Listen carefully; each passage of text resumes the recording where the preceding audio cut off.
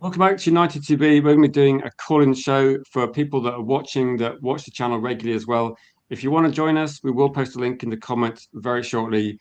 You can join, have your say on anything at all. Obviously, the description, the thumbnail probably relates to transfer stories because Manchester United, the news most of at this point in time, is transfer related. But there's also positivity about players that have been signed last season as well. I think Bruno Fernandes, there's been good stories about him, what he achieved this season. I think I saw something this morning about Benjamin Sesko, but lots of positivity around the team. I know people are expecting transfers to be done rapidly, but I think we have to be a bit relaxed. I would much rather Man United thought these transfers out and got some good deals done. But tonight's co-host is going to be Vicky as well, and everybody is invited to this as well. So I know a few people in the comments that regularly come on. We will post the link in a few minutes, and please come on and have your say, even if there's not as much to talk about as there has been in previous weeks. Please come on and just have a chat. How are you doing, Vicky? Yeah, I'm okay. Slightly hungover, but there we are. Anyhow. How are you feeling? I know you're quite. I always say this. You're quite a positive Man United fan, and all the stories are about transfers at the moment. I know you're not interested in transfers loads, but do you get the feeling that Man United at least we ended the season on a high, and we're being linked to, I suppose, like the players at least they fit what we want to do, like midfields. So are you feeling more optimistic now than we were, say, I know a year ago or 6 months ago? Well, a year ago, I just went, oh, I can't handle this, and I had to switch off. So, so I'm a bit more positive than last year, definitely. But there we go. You think it's yeah. Do I feel like there's more structure, like as in what they're aiming for? Well, it's not always just trying to give in to the manager. It seems to be like looking what's the best option for moving on. So, does that make any sense? Probably doesn't. I'm sorry. I think so. I think Man United are looking at what suits Man United, and Michael Carrick's part of that decision-making process. But he's not going to be. I wouldn't have ever thought that Man United, even if we got Luis Enrique, I don't think we'd buy players that would be for Luis Enrique. I think there'd be players from Manchester United. That's what I think. So I think there's going to be hopefully strategy. And I was going to say to people, it's still May, so I think people are getting excited and hoping that we see something happen quite quickly. There is a big World Cup, which is going to be, I'm presuming it's going to take longer than usual because there's so many teams involved. There seems to be a bit of fortune that some of our players are not going to the World Cup, which I think is going to be interesting. Jules has got a quick question saying, are you surprised to see Areola heavily linked to the Liverpool job? And I'm not surprised. He's a good manager. Can I go play football for a bit, please? Wait a second. So I'll answer the question saying, I think, to be honest, Jules, he's an informed manager, did very well at Bournemouth. I'm not surprised. I think he's got to be a serious candidate. And to be honest, if Manchester United, if Michael Carrick had done really badly, I think Areola would be near the top. If you're going to look at a manager from the Premier League, obviously you're not going to get Pep, you're not going to get Arteta. I think that Areola has done really well at Bournemouth. So I can't say anything negative about him. Whether I want him at Manchester United, I think Manchester United should be aiming for the best possible manager available. But for Liverpool, I think it makes sense. And to be honest, when I heard he was linked to Liverpool, my initial reaction was, that's a shame. He's quite a good manager. But that was my thoughts. Yeah, I mean, sorry. It was they've got good recruitment, Bournemouth, so he's done well with what he has. He's a bit like Brighton in that respect. So it would be interesting to see if it's not just the club setup or is it actually the manager. Yeah, I think most managers that go into Bournemouth they join a really well-run club. So it stands to reason that the Bournemouth are the one club at the moment that everybody talks about Brighton. I think Bournemouth do the best recruitment because they sell players, but they don't sell players for ridiculous money. They sell quite a volume. Like they sell so many defenders. What team can you imagine? What team like you have Semenyo as your best player and halfway through the season you sell him, you don't replace him, and you actually improve. So I don't see how it can't work out. So disappointing from my point of view, though. Yeah, but you just have to see because he could be the new Eddie Howe, can't he? And he's pants, really. Yeah, I hope so. I'm kind of hoping that most of the success. I don't want to say anything negative about Areola because he seems like a nice guy. He's done a really good job where he is. I'm just wondering whether. Yeah, but so Bournemouth- does Eddie Yeah. Howe. He seems like a nice guy, but he's crap. I don't think he Let's ever just really hope did he's- that much, though. Do you let's just- think with Eddie Howe that you look at Bournemouth, they've got less resources than Newcastle. The football's so much better to watch. I don't know if anybody has less resources than Newcastle at the moment. They're up north and they're broke. But there we are. Yeah, no, That's just my for me, opinion. there's people that want to join on. We got Bilal backstage. Please click on the link. What I'll do is I'll post it there and I'll pin it so people can come on. And again, like I said, talk about anything you want to talk about. If you want to talk about transfers, go for transfers. If you want to talk about Arsenal, then please keep it brief because it was bad enough watching them last night. I don't want to relive the experience, to be honest. And just, I'm I was watching it. still creeped out by Declan Rice when they lost, and he's doing this creepy smile. But I was in a pub and it was full of crying Arsenal fans, and I was like, well, you were never going to win it anyway. And I tried to watch it as a neutral. I almost said Arsenal fan then. I tried to watch it as a neutral, Vicky, and I struggled because I started disliking Arsenal, the tactics as well. And I was just thinking, that's just so boring to watch. So, it's not for me. It's a bit disappointing final. I was hoping for something a bit more interesting, a bit more exciting, and I just wanted to see I want to see Arsenal go for it, really. I want to see, can Paris Saint-Germain step it up and beat Arsenal? And in the end, it was just a bit disappointing. I wasn't really, I was a bit disappointed with PSG, but I think Arsenal made the game a bit negative. If anyone's got any comments or questions, please get them in. We're going to get our first caller in Bilal, and welcome to the stream, Bilal. Hope you're having a good day. How are you? I'm having a great today? day. I'm having a great day after Arsenal losing last night. PSG saved football. I thank them a lot. No, I missed the kind of fallout online because I was traveling back, but I saw the game just before I set off, and I was just thinking. I know a lot of Arsenal content creators that would be, a bit unhappy. They're still waiting for that Gabriel shot to come down from Mars. Yeah, I don't like Gabriel, so for me it was like a good finish. No, he got his just as great. He was brilliant. What foot is he? He took a left-footed kick. I don't know. I think it was left. Yeah. Mm. He just went for power and just blasted it. Always Rich.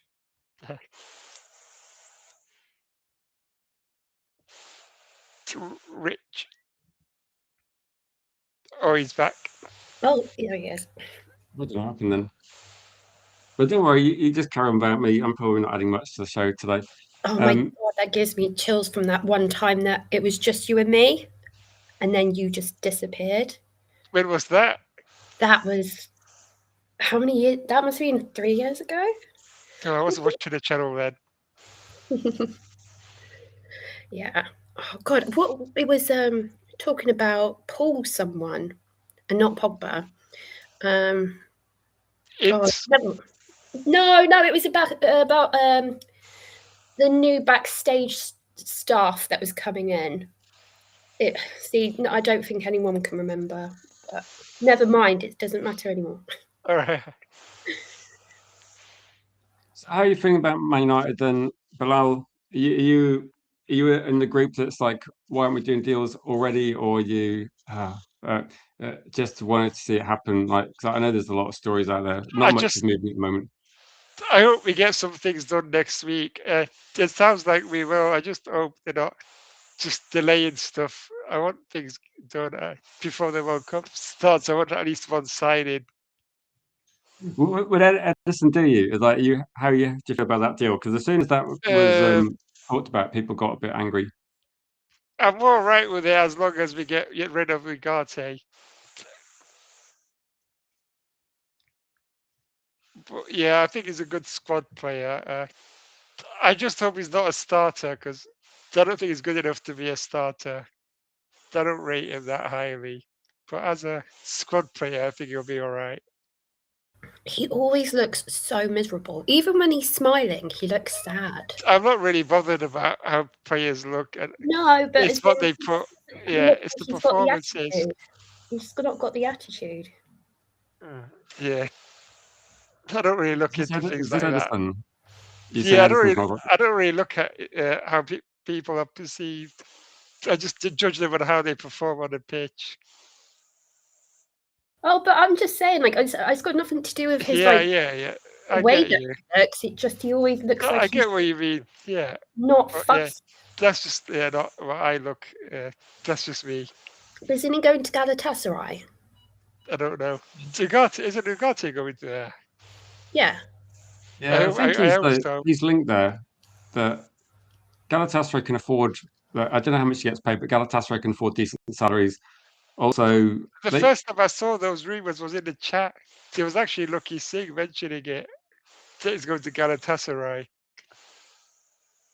I think Galatasaray can afford him, but also they're one of those teams that they can offer Champions League football. So it's probably if you're a Garte, then where'd you go? Like you haven't worked out in the French league, the Premier League hasn't worked out. Either Serie A, Portuguese league, or Galatasaray. Yeah, I don't think he works anywhere else. Question from Jim's got a statement saying we need the best manager. How do we get Carrick? I don't know what to say, Jim. Does anyone want to reply? I'll just say that with like Carrick, you have to say that his results were very good. And again, it's up to Manchester United, isn't it? That Jim, isn't it all down to I can't say it today. Statistics. Oh God, I am tongue-tied today. Sorry. Anywho, it's just facts and figures. That's all Ineos care about. They don't look at long-term things. They haven't done with any of their football clubs that they own. It's not like it's not real to me. It's not real when they say we're looking at the long end. They don't do that. But that's just my personal opinion. Yeah. Yeah, Cake says we got Carrick because he's got Champions League football, and it says people buy into the United DNA crap. I think the results are very good, but to be honest, I have no idea what he would do next season. But we've been winning games, and he's done a lot better than Ruben Amorim, and it's not been throwing our players under the bus. Oh, Stephanie, I watched that film Weapons. It was weird.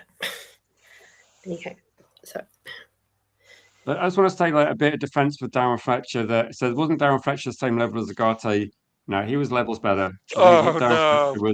He's a lot better. Darren Fletcher was like a match winner against Chelsea, wasn't he? In a couple of games, he was picked in the top games. Whereas Ugarte, let's be realistic, he doesn't offer anything going forward. I think Ugarte might be better I think he could be an effective player, but just not in the Premier League. But maybe Turkey be his level. Big up to you, Indiana. I've got a link in the comments if you want to join. It says Man United fans upset with Carrick because Liverpool got a new manager. Is that really confirmed? Like Bilal, do you worry about Carrick? Because what has Carrick done that makes people suspicious of him? He's effectively got good results. I don't really worry that much. I think a lot of people think he's going to be a long-term option, but I don't think he is. I think he'll get us to a certain level. Then hopefully we can find a better manager. I don't think that Ineos even know how long Michael Carrick will stay. If Michael Carrick's getting good results, then I don't really care who's manager. I'm not really bothered at the minute, but I think he's good right now. But I'm not sure down the line if there's a certain point where that will be his level and he won't improve us any further. But I'm happy for now. I'd keep him for now. And then I'd say that I agree with like Ryan. But if you had the two choices, okay, one choice is you can pick any manager in world football to drop into Man United, and you can have a typical say, Yeah. 3 or 4 year ago Glazer window where the transfer signings just seem to make no sense. Or you can stick with Carrick for at least next season and go, right, let's just address the issues in our squad. Because at the moment, if you fix Man United's team, say, and like if you fix Man United's team, I think most people think a few midfielders, a left back, backup striker, maybe an attacking option, maybe a centre back. That's kind of been, that's a big window. But if you look at getting 5 players in, then without doing that, it doesn't matter who's in charge, does it? There's going to be a ceiling which you're going to hit. I really hope they back him. Like, we've not done that to a lot of our managers. The only time we've ever backed any manager post Fergie was Jose's first season. I feel like when he signed Zlatan and Pogba. Who else did he send? Mkhitaryan. Like, that was the only time I feel like we've ever backed a manager. So I just hope they Is that back Mourinho? That was Yeah, like Mourinho. Jose's. Do you think first with that season. one that Mourinho, like the only reason we got Zlatan was because of Mourinho. So Yeah, Zlatan said, and I think that. but Do you worry that this is probably another argument, a different argument? Do you think that having Michael Carrick in any way means that certain players won't sign for Man United? Because that's probably the only negative I can think of. uh, I don't think so. I think it's our history and things like that that pulls players. I don't think it's Carrick. But yeah, I don't know. I don't see that. I'm probably too optimistic for some people because I generally don't see a problem with Michael Carrick being in charge because it's Yeah. a results-based business, and a lot of people are talking about style of football. But let's be realistic. Michael Carrick didn't have a transfer window. He hasn't. If Michael Carrick had built this team over 5 years, I would be having. I think we could have conversations about the We style. really need to back him. I just hope they do. I'm just worried they won't. Just You know, hit I'd it a say lot of times. as a contrast, like Mikel Arteta's had backing for 5 years. Do Yeah. you think the style of football justifies that amount of spend? Okay, they got a Premier League title, but it feels a bit difficult to imagine how they're going to kick on from here because I think they kind of peaked with the squad they got. Yeah. They played better, I feel like, the first few seasons under Arteta. But they won the league this season, but I don't think they played that great.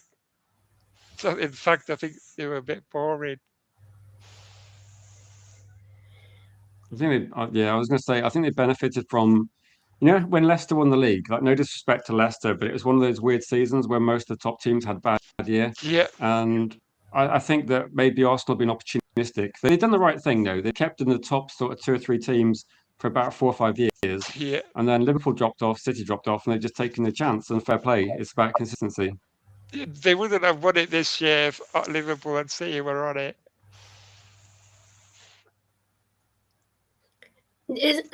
Aren't you the same person that said, was it the West Ham game? It was like the worst performance you've ever seen.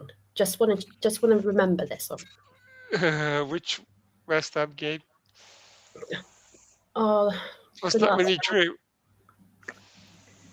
No, the one where I went on. No, I don't think so. No, I'm trying to think who it was. We What drew season 1-1, was didn't that? we? Do you mean the draw or the one we? Oh yeah, the draw. Yeah. So was that when Souček scored and Sesko equalised? Hmm. I don't think that. No, I don't. I know it's not me. Somebody did. Well, I was just like living off the high of like not having to watch Ruben Amorim for like a few months because I Yeah. remember it felt like a bit of a tough season last season, and the first half of this season felt a bit I found like that that. game a bit annoying. Not the game itself, but the lead up to it with people talking about that guy cutting his hair. That annoyed me a bit. I don't care about him. I want United to win games. I don't care about fans cutting the hair or Oh anything like God, that. I had to block him. I'm So I sorry. was just annoyed. I was annoyed that we drew that game. Not so that the guy could get a haircut, because I wanted United to continue that winning formula. No one was more happier than me than when Amarin left. I literally got 3 phone calls from 3 people saying, "Are you very happy?" And I go, "Yeah, I'm extremely happy. I never liked the guy in the beginning." I was very happy. I wanted him out since the final loss to Spurs. That was just embarrassing. The So I just got annoyed with him and calling out the academy players and throwing our players under the bus all the time. Yeah. Then you get some people in the comments who still support him. Just do my head in. I just there was just something off from the start of him, and I was like, oh, okay, I'll support my team, but I can't get my head around liking him. Was very stubborn as well, sticking to his formation. He changed his formation against Newcastle. We won the game. Then he went back to his stupid 3 centre back. We drew to Wolves.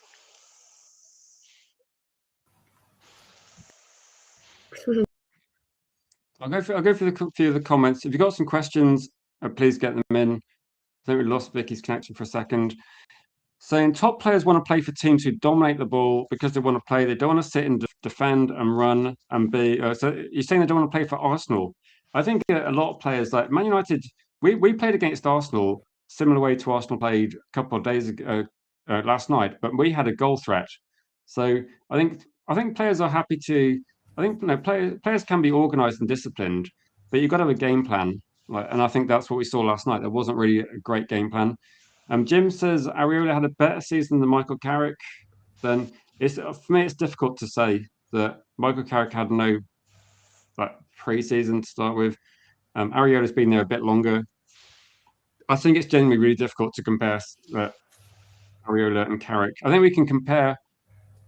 Who finished higher in the table? Just answer that question. Exactly. Who had highest percentage win rate? I think. Yeah. To be fair, they were unbeaten for a long time. Did you guys hear my joke? It's a terrible one, by the way. Which one? What does a teabag and Amrin have in common? What's between Amrin and a teabag? Sorry, wrong. Oh my god, I can't even do a dad joke right. So, right, what? The teabag stays in the cup longer. I was thinking when he's out of the cup, he's throwing in the bin, but that was a bit harsh.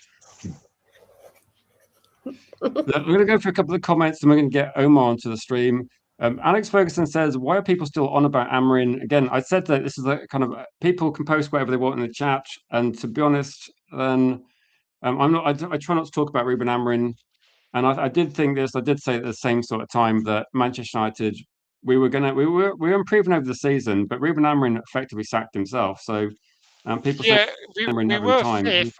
We were fifth, but what did the table look like back then? Do people remember? Teams were very close to each other. Like 20th was very close to like 6th on points. We were close to 5th. We were also close to 16th. And to be honest, the fixtures weren't particularly kind for Carrick. He came in and had to play all the top teams quite quickly. City and Arsenal were his first 2 matches. Exactly. Tough start. But Bilal, thanks for joining tonight. We're going to get Omar on, and if you stick around, we can get people on again if you want to. Thank you. So, cheers, Bilal, and we're going to bring in Omar again. Omar, feel free to talk about anything you want to. Try and avoid Ruben Amrin if you can. I try to. But how are you doing tonight? I'm doing good. Obviously, I'm in awe because of yesterday, the Champions League final. I don't know what happened. It was a hate watch, but I kind of felt bad for Arsenal. They've never won UCL in their lifetime, in their history, and I thought they would win it when it went to penalties because they had the better goalie. But some things just don't go in the right way every time. And about the situation right now, why we're not going fast in the transfer market, I believe it's because they're gonna wait until the World Cup starts and then post Edison. Here we go, as if he's the big signing. Because I've seen reports that we're gonna make a big signing before the World Cup, but I had my doubts. But also, we need to move quick on Matheus Fernandes. Since PSG and Arsenal finished their final, they might go in for him and steal him from us. Yeah, they are linked to him. Do you think that's a serious threat? Because that's probably that if he stays in the Premier League, I think we got him. But if he goes elsewhere, Paris Saint-Germain, no, clearly they've got a good team, but it would be a tempting thing for him, wouldn't it? Yeah, but one thing is that he's 21 to gonna be 22 when the season starts, so he's gonna want more game time. So like the same situation that's with like maybe with Mino, he would want more playing time, and I believe he can be better than Mino. I think he already is, but we'll see what happens when if we get him. Even though I prefer Alex Scott over him. I think he is what we're missing, a deep line playmaker.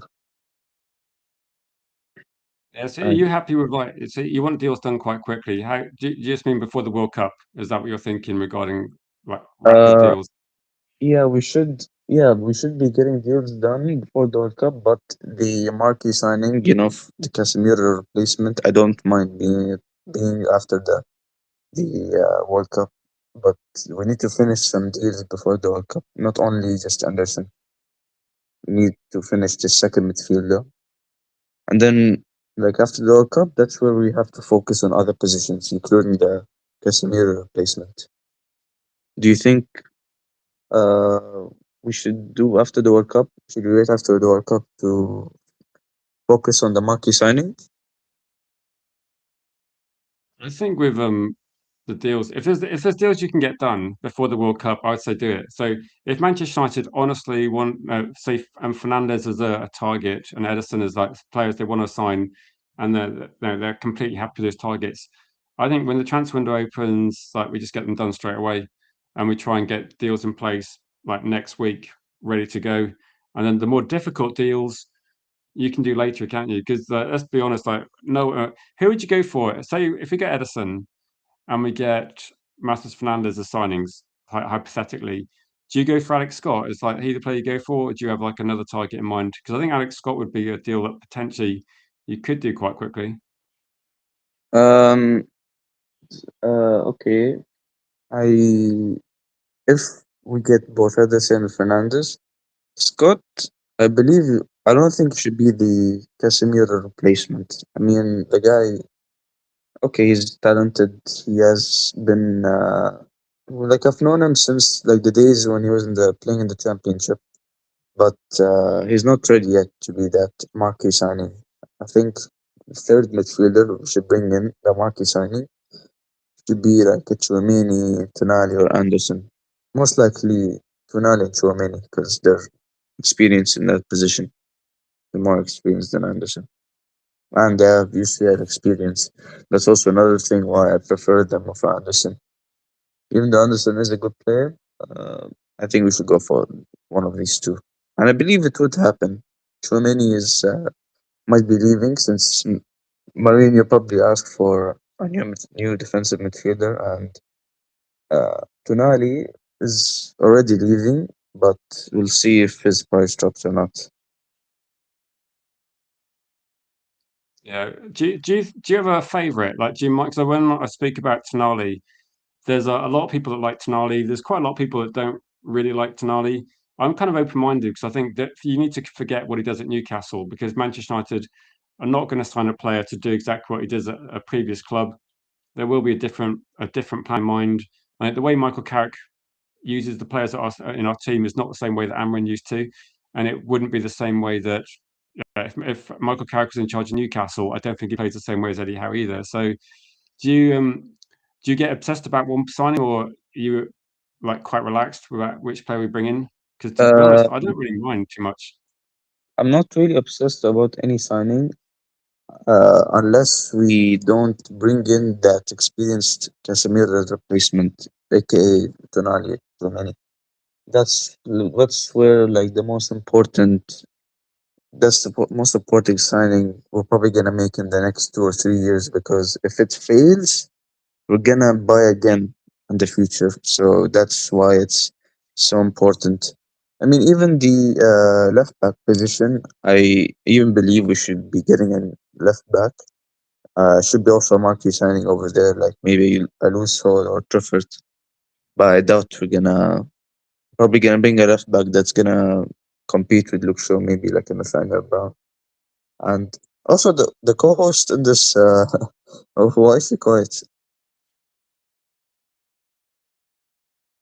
Uh,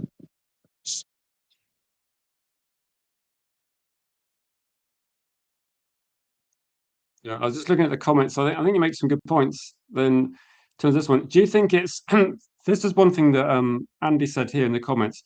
Do you think we need to get a statement signing, or do you say like Atletico Madrid, Alvarez, and other clubs as well? Because I think a lot of people are expecting. I think with statement signing, I think people just mean how much the player costs, because I think you can get very good players that. Okay, oh yeah, the co-host is Vicky. Sorry, I don't know if you realised, but Vicky's the co-host tonight. Do you think that it matters like how much? Like for me, statement signings would be like I would say this: like too many would be a statement signing, but I'd be genuinely surprised if too many left regarding this one. Like, do you think that like too many? He only leaves if he's forced out, doesn't he? Like, I was just thinking like if you're too many, what makes you leave Real Madrid? Like you've got nice weather, nice environment, a team that wins the Champions League like every other season. It's for me that feels like the most unrealistic one because if we did sign him, I'd just be thinking, how has this happened? Because he's obviously a top quality player. um, I, I would not be shocked because this is what we should be doing every summer. We should be bringing in these world class quality players. We should be doing those types of deals every summer. We I don't think we should be like, oh, thank you, board, or like, yeah, they should get praise, in my opinion, but it's something that you should do. It's like doing your homework. They should do it every season. I mean, it's hard to do it every season. Like, you're not gonna bring in a world class player every season, but you need to be doing these types of deals. I remember the deals we missed out on before under World Cup world class players. I remember when we missed out on Fabinho.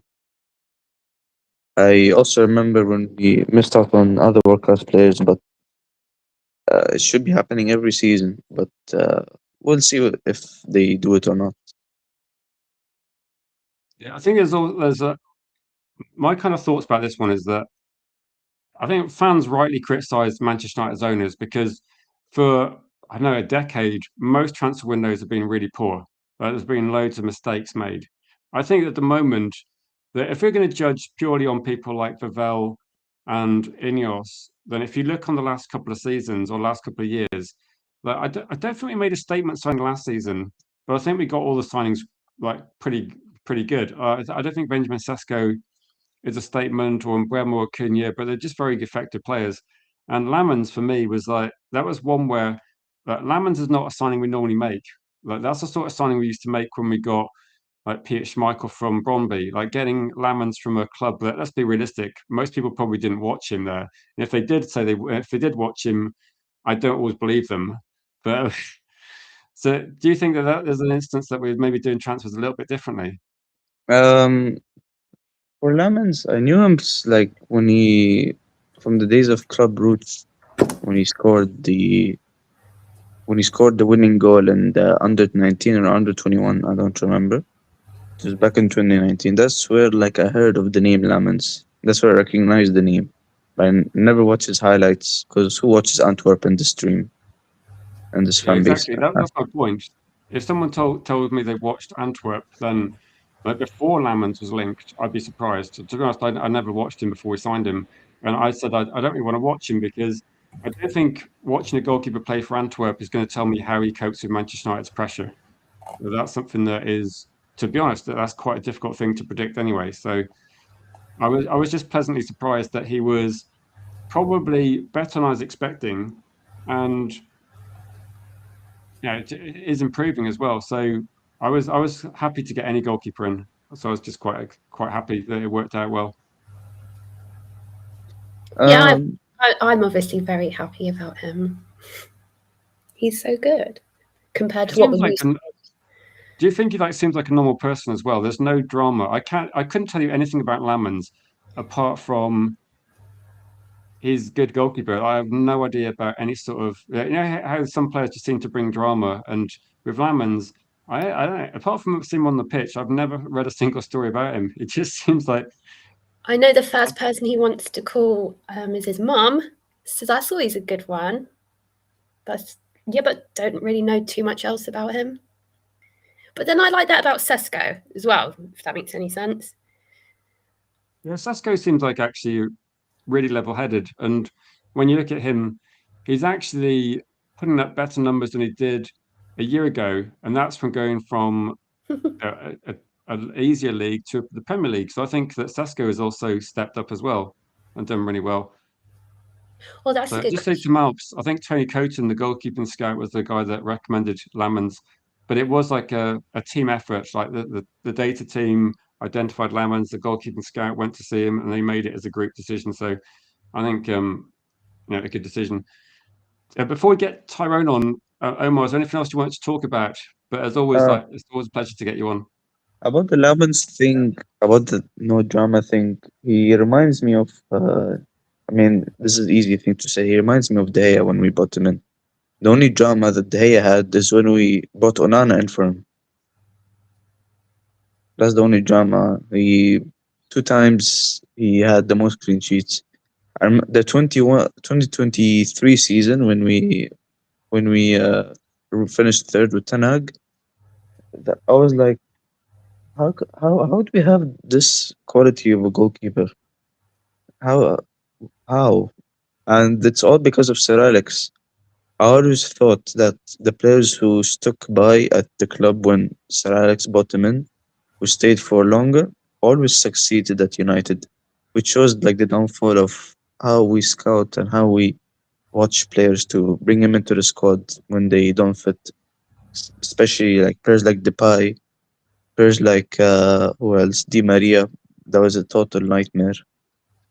I just wish we had the board and maybe Carrick could turn into that manager who knows who's bringing in and is certain he's gonna succeed at the club. I'm hoping he knows that, and he's been at the club before, so maybe he does. Maybe. Yeah, thank you, Omar. You made really good points. Always Sure. good to catch up with you. I'm just going to go for a couple of the comments, and we're going to get Tyrone on. But cheers, Omar. Cheers, Oh, cheers, Rich. Cheers, Vicky. cheers. Get well soon, Neil. Bless you. He's been at the hospital. Good to see you, Neil. Someone asked a really good question on who would you want Manchester United dream owners to be? And then I always say, I want to go back to, maybe, the fans. But then I look at Barcelona and I go, actually, I don't know if I want that. So I don't know who I want my dream owners to be. It's not the guy who Difficult, owns. isn't it? 'Cause when you say the fans, I kind of look, I scan the comments and think, I don't know, they literally not agree on anything. And then I was thinking that I'd kind of like I'd like Eric Cantona to be involved and Beckham to be involved, and people that just have gone through the club that seem to care about the club, that we have the club's best interests at heart. I think there's definitely someone like Everett, and there's definitely a few ex-professional players that I think they don't talk about Man United quite so much, but they think they genuinely care about how things are run. I think Cantona is like someone that doesn't like the way things have gone. I just saw this question about Sesko. I don't think Sesko needs to bulk up because he looks quite strong. I think some people are just naturally strong but not big, if that makes sense. So I Yeah, think Benjamin Sesko has no problem with physical things. I think it's like saying does Giggs need to bulk up when he was a player? Some players are just lean, and that I don't see there being a problem with it, to be honest. Yeah, I mean, Bruno, he's not exactly built and he's never injured. Touch No, wood. he's pretty remarkably robust, isn't he? That he's good. Germany have got a good model, the 51% fan owned. It doesn't apply to every club in the Bundesliga because I think there's some historical. I think there's some clubs that they have a different ownership, but there's a few. But it is for most of them. So we're going to get Tyrone on and see what Tyrone has to say. Yeah, big up to you, Tyrone. Great to get you on. Evening, Rich. Evening, Vicky. How you both doing? I'm doing great, thank you. I'm doing good. Torrin, how are you feeling? A little bit impatient because obviously we've had a lot of talk about Tonali and Mateus Fernandez, and I just want to see a deal get done now, if you know what I mean. Because we've come to the end of the season and I've not seen anyone get signed yet, so just kind of getting a bit itchy feet. You know what I mean? What were you thinking about, like as a third signing? Because it looks like if we're going to go for Fernandez, who's at 21, and we're going for Ederson that hasn't played in the Premier League, it feels like they wouldn't be our top signings. Who do you want as a third if we get a third? I wouldn't be averse to seeing someone like Adam Wharton come in, but I like Angelo Stiller. I've spoken about it many times in the comments section. I just think he's a really top player, and I think when you go into the Champions League, these are the kind of players that you want to bring in, players that are going to be guaranteed starters. So yeah, I think Angelo Stiller, Mateus Fernandez, and I think Sandro Tonali would be three really good midfielders I'd like to see come in, but I don't know if we'll get them all in. Vincent's saying we've got to be patient, wait for the market to open. We can get deals agreed though, can't we? I think that's what people are thinking. Do you think Angelo Stiller is still on the table? Because I know people like him. I just think I don't know. I've not heard anything about him for weeks. It just seems to be that like relentless Ederson, Fernandez, Tonali, or maybe another one. I'm not sure. With regards to Ederson, I was a bit like disappointed when I saw that we were going for him, but I'm happy to be proved wrong. I mean, when you look at him at Atalanta, he's one of those players that never seems to get injured. And I think he's going to bring really good attributes in terms of like running power into the Premier League. I mean, Casemiro was very good for us in the last couple of seasons, but we could all see that his legs had gone. So hopefully bringing someone like Ederson in who's going to be able to get up and down the pitch will give us, well, especially when he's next to like Kobe Minu, that would be good for him, you know, having someone who can get up and down alongside him, like a ball winner. It's always the way. Yeah, I think we've. Sorry, Vicky. That's all right. I was just thinking, it's always the way. There's always one player that nobody really rates, and then Sky Sports jumps in and then just completely like Martinez is too short, he won't be any good. And yeah, I think it's going to be exactly like that with Ederson. Well, I remember there were some United fans who didn't want Yao Neves in because they were like, he's too short for us, he's not good enough. And then you watch the Champions League final and look how instrumental he was. And then you look at people like Vitinha. They're two of the best midfielders in the world, and they're not particularly tall. But Vitinha's 5'8", so you can't always judge people a book by its cover. Yeah, that's true. By the way, as you were talking, I was just nodding. Okay. Oh. What do you think, Rich? Like, guys, who do you really want to see come in? I mean, I think Tonali's a really good. Yeah, you know, I thought when people were talking about Ederson, and I had to admit, like, I don't watch Serie A, so the Ederson links, I did have to, you know, Jules in the comments, who's like a co-host on a Monday night. So Jules was talking to me about him because at least a year ago, I remember Jules saying that he really liked Ederson, and this is going back, say, like a few years. So he watches more Serie A. He's really rated Ederson, and I read this kind of like article on him about a couple of days ago, actually, when I was away.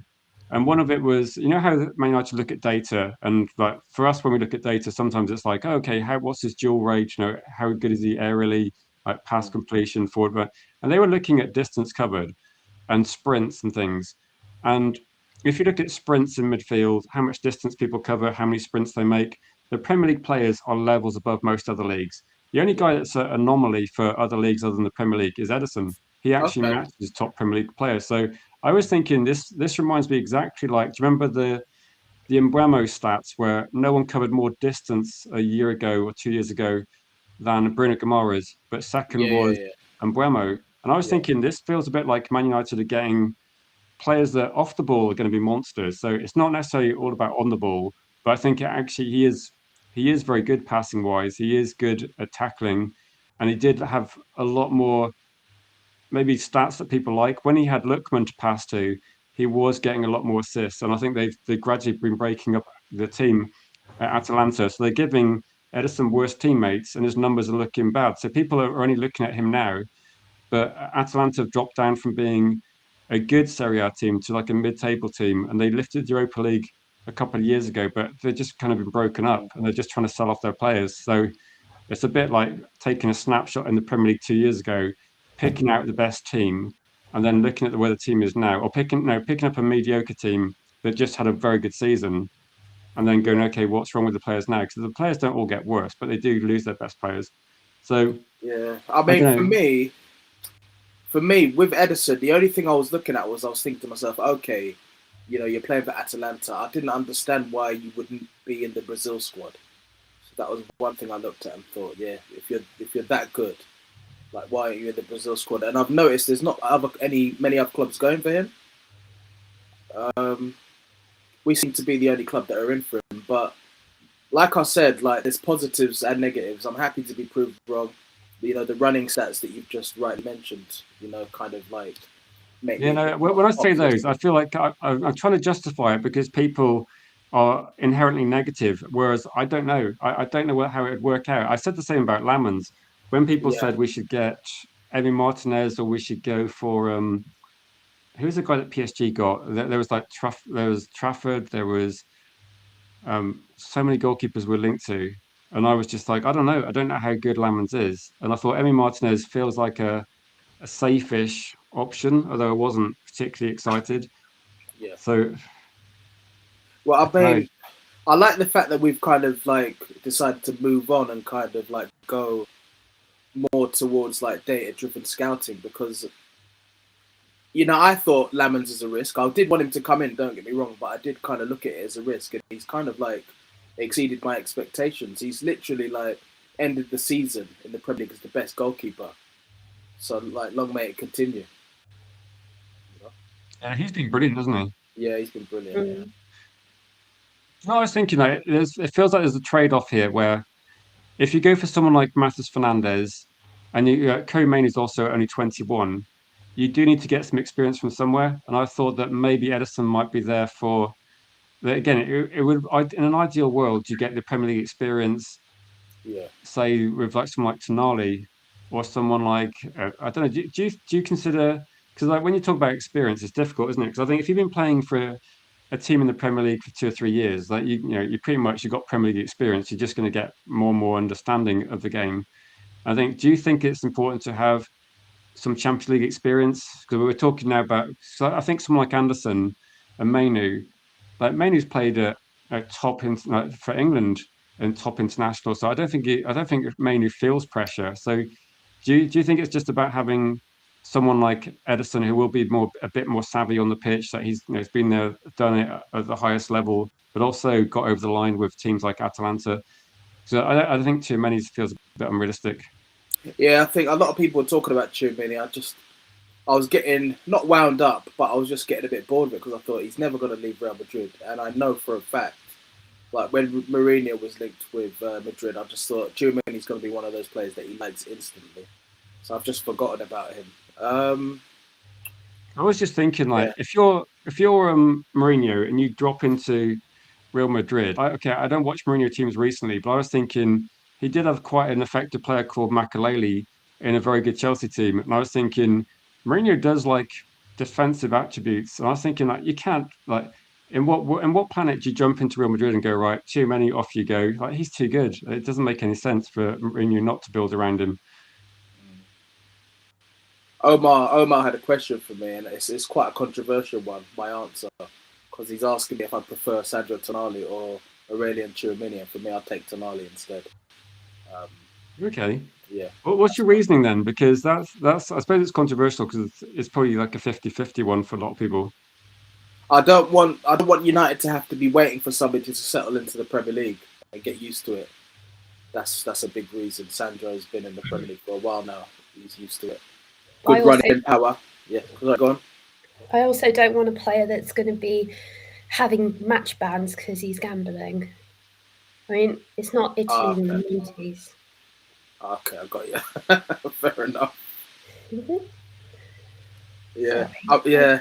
I mean, that did put me off initially when I first heard about it, but for a long time, he's been like quite well behaved, Sandro Tonali. So I'm willing to kind of like take that risk. I'm hoping that those demons are behind him, because it's quite a serious like illness, addiction, like gambling. It's hard to kind of. I was thinking that. Do you think it's this is a side issue, but I don't think it's massively appropriate to have gambling sponsors when you've got lots of other options. Like, I think Man United can get any sponsorship deal they want. So to do a story when I was doing it a week ago or 2 weeks ago, where they announced whatever it is, bet something as a sponsor, and I'm talking about Tonali, it goes. This just feels a bit like, I don't know, Double not ideal. Yeah, exactly. Yeah. Imagine if he's promoting the kit with a nice big smile when he signs with like a bet. That's what I mean. It's like it feels bad joking about it because it's a serious problem, but it is. Yeah. Because I think that for me, I don't gamble, but if I did have a gambling problem, then can you imagine where literally you've got the apps on your phone and your favorite football team has got it on like their shirts? You're thinking, bloody hell, it's like relentless, isn't it? I think, I kind of lost a lot of respect for I've never had respect for the ownership, but it didn't surprise me. They'll do anything for a bit more money. They've got no moral compass when it comes to things like that. It's kind of like, unfortunately, everywhere in the Premier League. I was going to say with Indiana's question, he says, have we gone into more data-driven or are we listening to the scouts now? And I think from what I've read, and I think Sully Talks is a very good source online. I think from what I've read is that it's essentially that both. So Manchester United are using a lot of data-driven to maybe like refine the search a little bit, but they're scout all the players are looking at. There's not a single player we're linked to that we're seriously considering that we haven't scouted relentlessly. So if we're looking at Ederson, we've been scouting him relentlessly. If we're looking at any other players, we scout. Lamans was scouted loads. The data is just like an extra tick, isn't it? So if the data is great and the eye test is great and the scouts are happy, the director of football's happy, that essentially everyone has to be happy at the club with this. I think this is why deals take a bit longer. But for me, it makes it less risky. But if the data is really good and you go and watch them, you think, actually, this doesn't look great. But if both are good, then, I mean, you're still not going to get everyone. I did quite like your point as well, Tyrone, because I remember talking to one of my friends years ago, and he was talking about Jaap Stam, because I think Jaap Stam took a little bit of time to get up to the speed of the Premier League. Because I wanted to try and make the point that it's not a recent thing. Like, the Premier League's always been quite fast. And it's always taken players a little bit of time. Not all of them, but some of them. And it is like too many, I think, would be fine, but you never know, do you? It's just a bit of an unknown. Maybe I'm being harsh with too many, because a lot of people are telling me, Tyrone, you're crazy, he's better than Tonali. But I've just seen a few games where he's like, I don't like the lapses in concentration, especially like when teams are on the transition. He seems to kind of get caught out a lot. But yeah, everyone's got their own preferences. I like Tonali when it comes to having someone put a good cross in as well. I think technically he's got some things ahead of Sherman. Yeah, I agree. And Rob's saying like Premier League, I think it makes it it's like anything, isn't it? It's like a risk, isn't it? Because people can say like too many gambling could be like a risk thing. Stephanie says that Tonali gives her mercenary vibes. When I don't know with Tonali that I don't really get mercenary. If he joins Man United, then he's pushing to leave Real Madrid a year later. Yeah, I think there's definitely a few people that definitely have that as well. I was going to say we've got this. Big up to you, JR. Get in the chat, JR, if you want to. There's a link. There's a pinned link, and I'll keep posting it. So Jaap Stam is this is why I wanted to make this argument, or not an argument, but I wanted to say that Jaap Stam was immense. But I remember my friend was a Southampton fan, and in the treble-winning season, they were fighting relegation, and he was like bantering me about my players, and I was going, "What are you talking about, Jaap Stam?" And he's going, "Oh, it's not on it yet, but he will be." And my friend just found it funny that some players, for just a few games, they just react. I think Jaap Stam, there was a game early on in the season where we lost 3-0 to Newcastle. I think there might have been a red card in that game. I went to watch it in the pub and I was a bit pissed off. But my friend was saying, "Oh, Jaap Stam's a bit crap, but he'll get there." And it was just one of those things that, some players get there very, very quickly. Agate never really got it, did he? So it's just about operating under pressure. I remember, we signed him after the World Cup in '98, didn't we? In France, '98. Because I think he had quite a decent World Cup, and Yeah, I remember because I remember my dad and his friend were talking about Stam, and they were saying, "Yeah, he looks like he's struggling." But I remember my dad's friend turned around to me and was like, "No, trust me, he'll come good. It's just the Premier League; it takes the time to adjust." And yeah, he's my favourite centre back we've ever had at United. He's a beast, wasn't he? I remember actually, I read an article about Jaap Stam in a news agent, because I didn't know much about Jaap Stam. I read this article and they were asking him about, I'm trying to think who he played for. Did he play for Inter Milan? And I think I read an article where they asked him about marking R9, and he said, "Yeah, I marked R9. It was easy." And I was just like thinking, you can't say that. I think he was at was he at AC Milan? I think he went to Lazio after he left United, didn't he? He did go to Lazio after. Yeah, I don't know. For some reason, Inter rings a bell. I know R9 was there as well, but yeah, he had a lot of confidence. But it's just one of those things, isn't it? That he got there quite quickly. I remember his performance in the final against Bayern Munich, the Champions League final. I think he was up against Janka.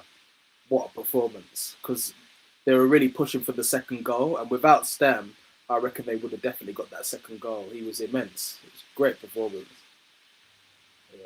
Yeah, no, he was one of my favourite centre backs for Man United, and it's a shame they fell out with Alex Ferguson because we'd have won more stuff, I think.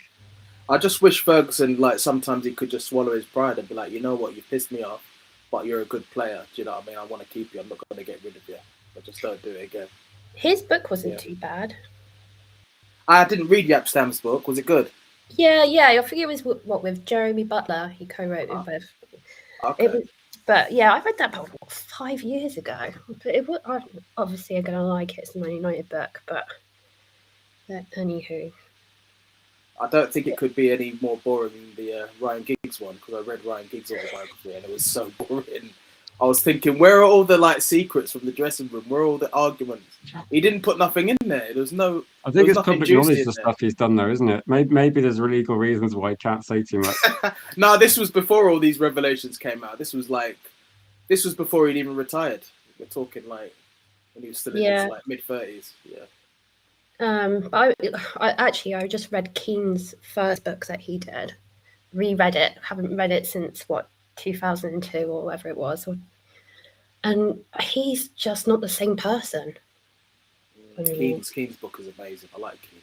Yeah, but he's not the same person that he is now in that book. I don't mind Roy Keane, but when you watch him on Sky Sports, I don't know if you guys agree, but it always looks like he's looking for his next punchline. He's become like a bit of a comedian. It's good entertainment, I suppose. Yeah, I guess so. The minute they put him in a clown outfit, and he seemed to have just disappeared, doesn't he? Yeah. Oh, bless him. Sure, but you know the grumpy granddad look is a vibe for him. I just see like Roy Keane as like Simon Cowell when he first started out. It's like, okay, we're going to say nice things. Keane, do you mind like telling them that they're crap or something? And Keane go, don't worry, I can do that. And he's done that really effectively. I think you need balance. I think with Roy Keane, it feels a bit personal sometimes, and you think that when he was talking about like Bruno falling over the floor when Boomer was missing, I kind of got where he was coming from. But like, I understand Bruno does a lot of stuff that pisses me off too, but not once have I ever seen him say anything positive about him. Like when Bruno didn't like take all the money from Saudi, like most 95% of players would. Roy Keane could have easily came out and praised him for that, but decided not to. Bruno's not all bad, you know what I mean? That's what annoys me about it. Oh well. The other thing I look about Bruno is like Bruno cares if we win or not. He does. And Bruno makes teammates better. And Bruno's trying to coach on the pitch. And I think Roy Keane wanted the same things.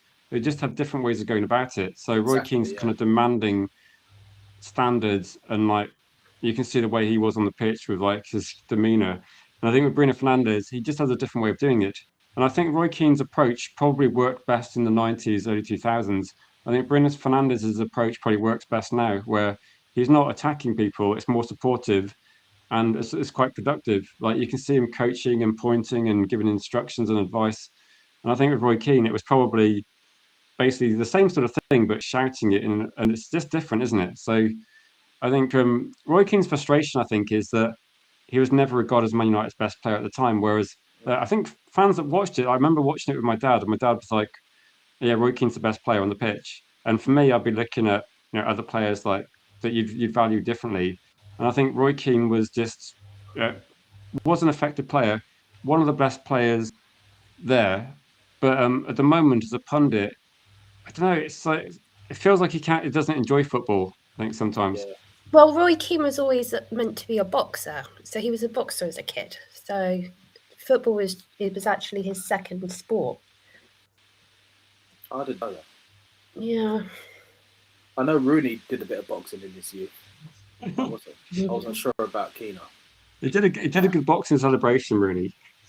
Yeah, it was a good one. After Bardsley knocked him out in the clip. Yeah, that was funny. I'm sorry, I keep on. My Chromebook does not like this stream. I don't know why, Vicky. I don't know why. Nor Let's say do big I. up to Mr. Shagro O'Hara. That's interesting name, just as we were talking about Giggs' book and the things it left out. But thank you for supporting the channel. We're going to go for some comments and questions as well. We're going to get Well, Keane is actually a Jake on in a second. Sorry. Oh, No, Vicky, go for it. Keane supports Celtic and Spurs, doesn't he? I see. I didn't know about the Spurs. I knew he was a fan of Celtic. But Oh, when someone told me he was a fan of Spurs, I Yeah. was shocked. I was shocked. Who's going to admit that? Oh no, how embarrassing. I was just thinking, like, what age are you watching football where Spurs are the team that stand out? I mean, my granddad supported Spurs, but he was alive to see a good team in the 60s. So, yeah, fair play. I've got a good friend from university that supports Spurs. I've not messaged him for quite a while because I thought he might be going through some trauma this season, so I thought I'll let him go. But that's why I've seen Spurs play live for that reason. But Tyrone, I'm gonna get JR on. Cool, man. Thanks for having me on. No, Really you're welcome, Torrent. I'm going to try and do more streams because I think these streams are like a lot more fun when there's not so much news around. And you're welcome to come on anytime you want, Torrent. Thank you so much, honestly, and it's nice speaking to you, Vicky, as well. Lovely speaking to you. Sorry, I'm cancelled it though. Anywho, take care. I'll be in the comments. Cheers, Torrent. Rich, you know what? Like, is it United Till I Die 8579? Where he says about Scholes and Keane, misquoted Bruno. Well, that's because Scholes is no longer a sat nav. That broken down with it like an old car. I saw that. Do you know? Was that on the overlap? Because I deliberately don't watch much content because I don't really care what they say. That's it's bad.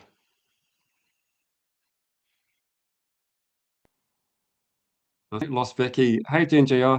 I'm fine. How are you? What warm were you? Very. I've just been for a run. Can you tell? Yeah, it's very warm where we are. How are you doing? You okay? Yeah, I'm good. This is the first time for ages the weather's actually been a bit more sensible. But I went outside for a very short kick around with my daughter after taking my other daughter to gymnastics today, and she was just like, after about 5 minutes, she goes, "Should we go in?" And go, "Yeah, it's pretty hot, isn't it?" I was just thinking, we're the gymnastic dads. Yeah, I have the same. I have the same thing. Yeah, she got a bit of an injury, and her pain threshold is not ideal. It's a bit like Drogba, and I was like, "Come on, you're okay." And then I was thinking, I don't know, she was doing like a beam, kind of like spin, and I was like, "Okay, that does look quite painful, actually." No, it's amazing when you see them in. Like my daughter's getting semi-competitive now, and it's just amazing to watch them. How was your daughter out of interest? Because I was having this debate with people, and I think competitive nature is genetic. The one that's doing gymnastics is 9. Okay, because mine like 14 and 12. The one that's 14, I was saying this to people that she joined she's not tall, like she's quite short for age, but she's really good, like kind of like hand-eye coordination. So she's on the netball team.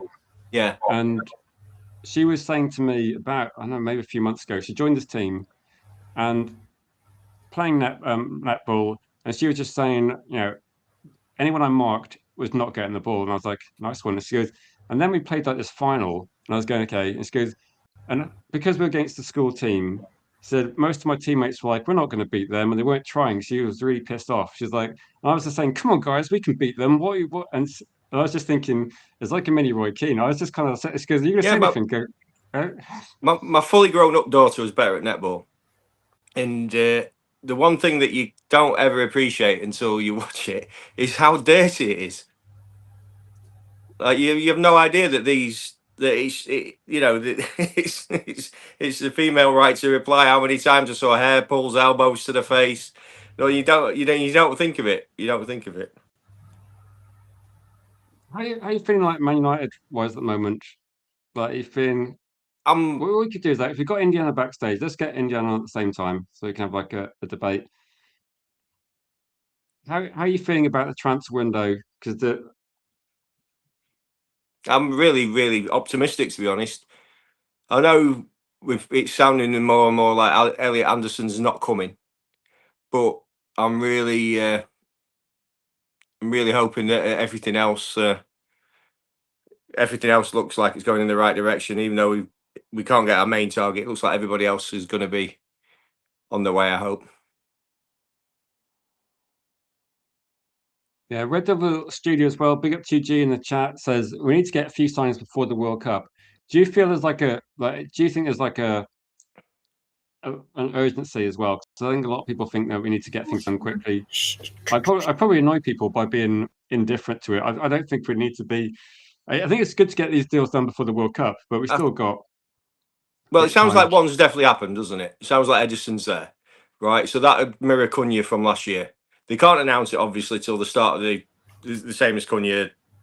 You'll hear it in the press before you hear that on the 1st of June or 2nd of June that it's been agreed. But we can't do what we did last year, where we all went overboard about Umbuemo taking a while to get over the line because Brentford were being a bit spiky after they had a bid from Tottenham and then thought, oh, okay, I think the offer that Tottenham have made us, you should be paying, even though they'd agreed a separate fee entirely with us. And we just got to make sure we don't go over the top and just respond with how we did last year. It was just horrible how we all last year just went so negative so quickly after a good start. And I think it's going to be similar this year because it sounds like we've got one already. Just got to remain patient and enjoy the World Cup, and hopefully we get some good United news as and when we get it. How do you feel about Matheus Fernandes as maybe signing number 2? That seems to be. It looks like something's going to happen. He's a decent player. He's not going to make your heart stop, but he's a solid squad player, and you don't know how high his ceiling is. I mean, I saw him in the last West Ham game when they won. Saw a lot of that game because they kept changing it when I was trying to watch the United game on the multicam. But he looks talented with through balls anyway. I don't know. I haven't seen enough of him to give a expert opinion on him because he never really stood out in the games I saw him against us. So it's just going to be a case of you just got to trust the recruitment team have watched enough of him and he fits in our team. I like Ederson. He looks busy and I know from all the reports I've heard of him, he's meant to be very similar to the Brazilian at Newcastle, Bruno.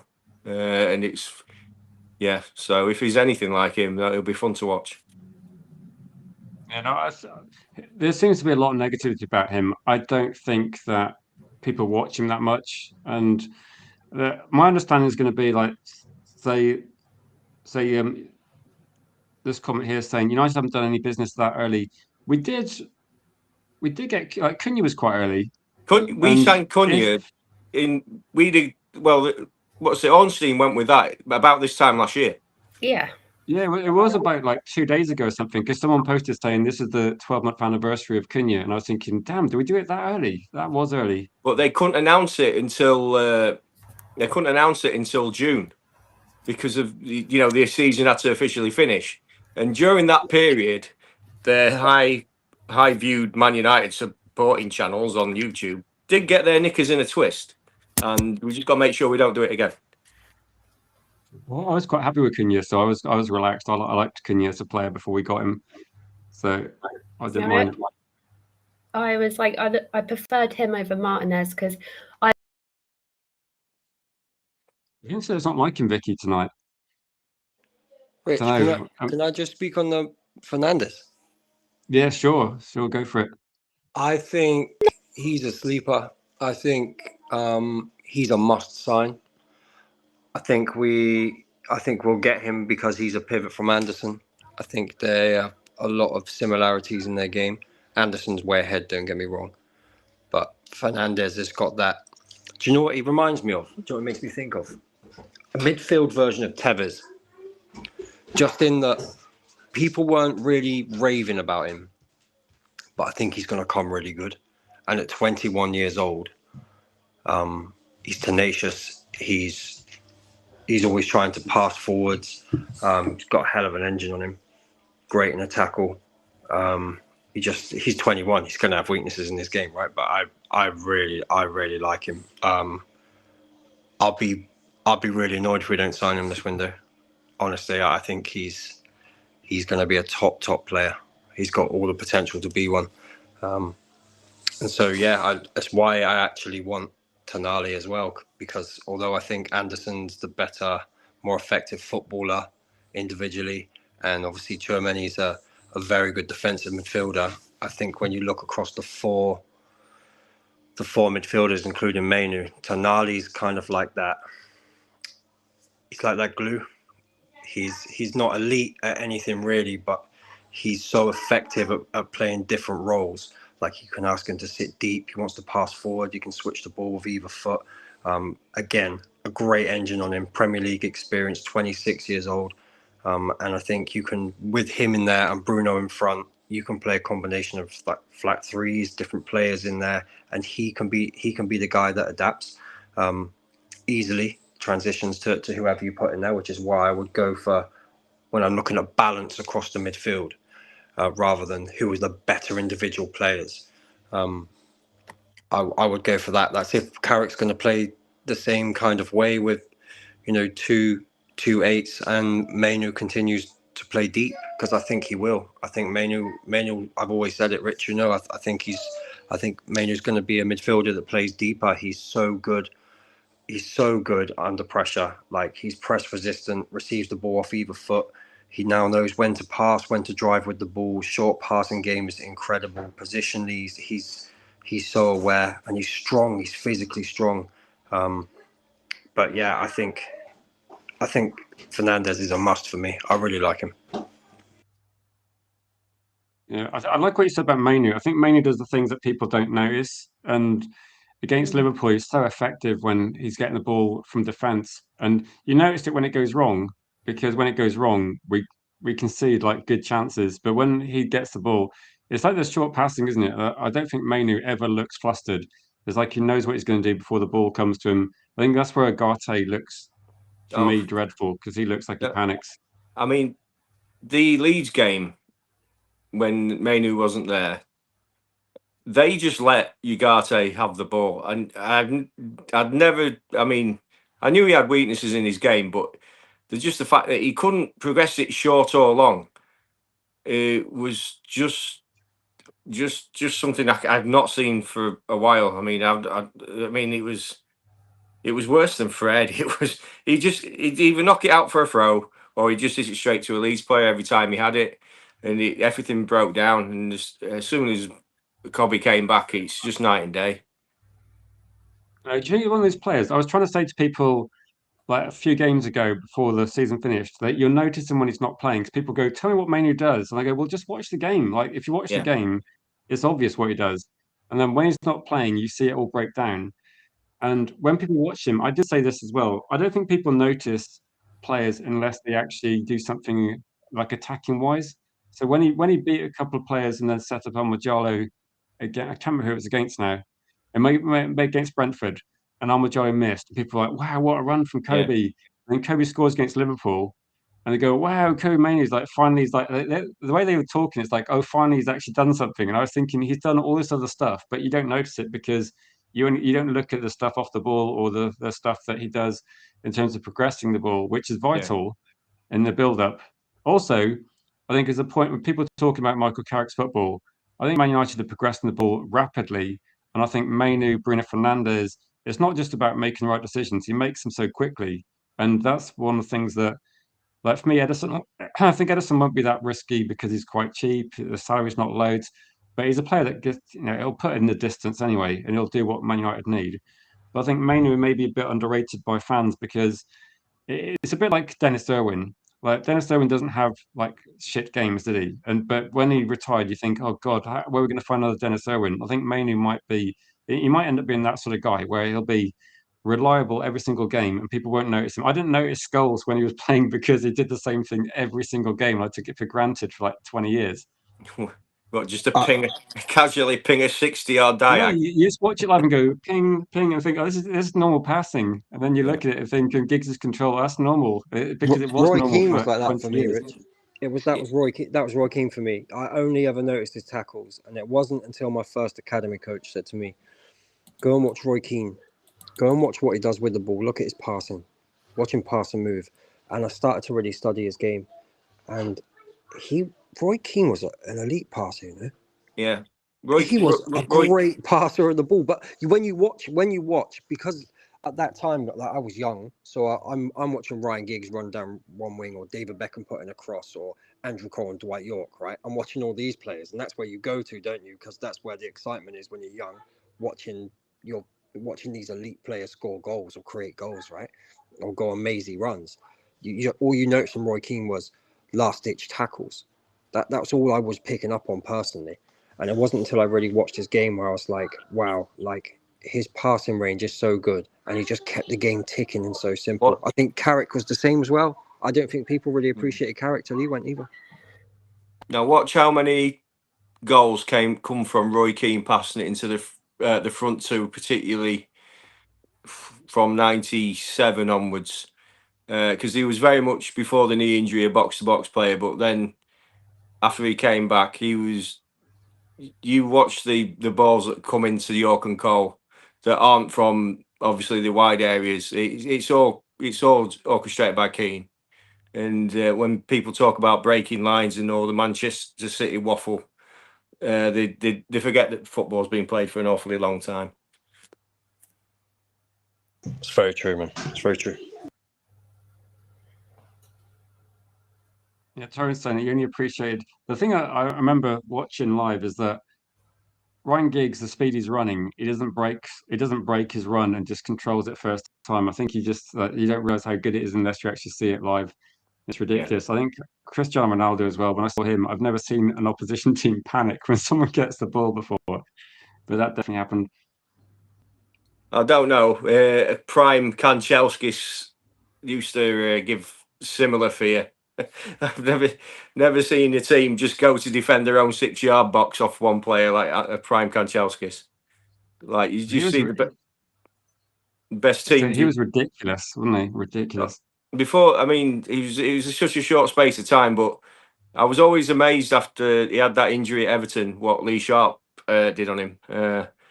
He was never in the same stratosphere for speed after. It was. But he was frightening because you used to think Giggs were fast, and he'd just tear past Giggs like he were jogging. And he's like a Langer on a fast day, isn't he? Yeah. But he had more of an end product. No, he was like one of my friend's favourite players. Like he had his name on his name was ridiculously long as well, so it's quite expensive. Yes, it was. Yeah. So his debut for Everton was against us. And Lee Sharp was playing left back for us. I think we won 3-0 or 3-1. And Lee Sharp, I think, must have had some particularly poor training games or something against him because he just got tight to him twice because Irwin had to play right back. And Kanchelskis went off with a broken ankle.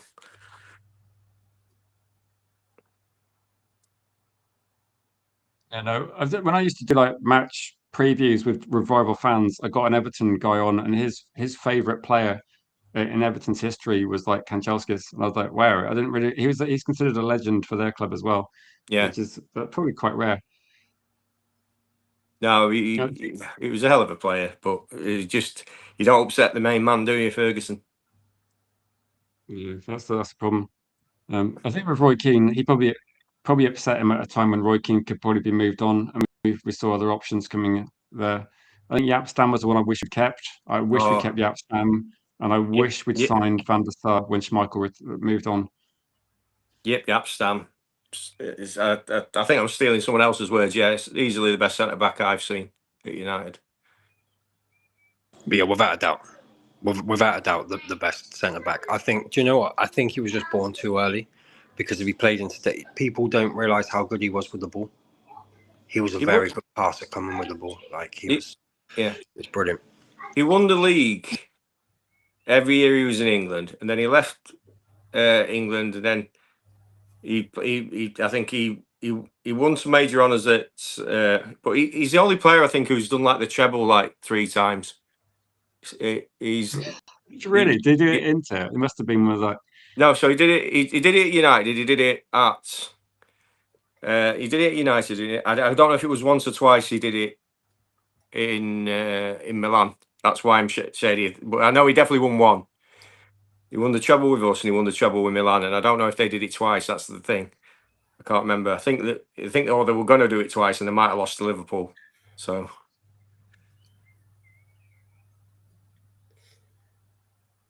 So there's a few comments. One is saying that would you prioritise new right back or new left back?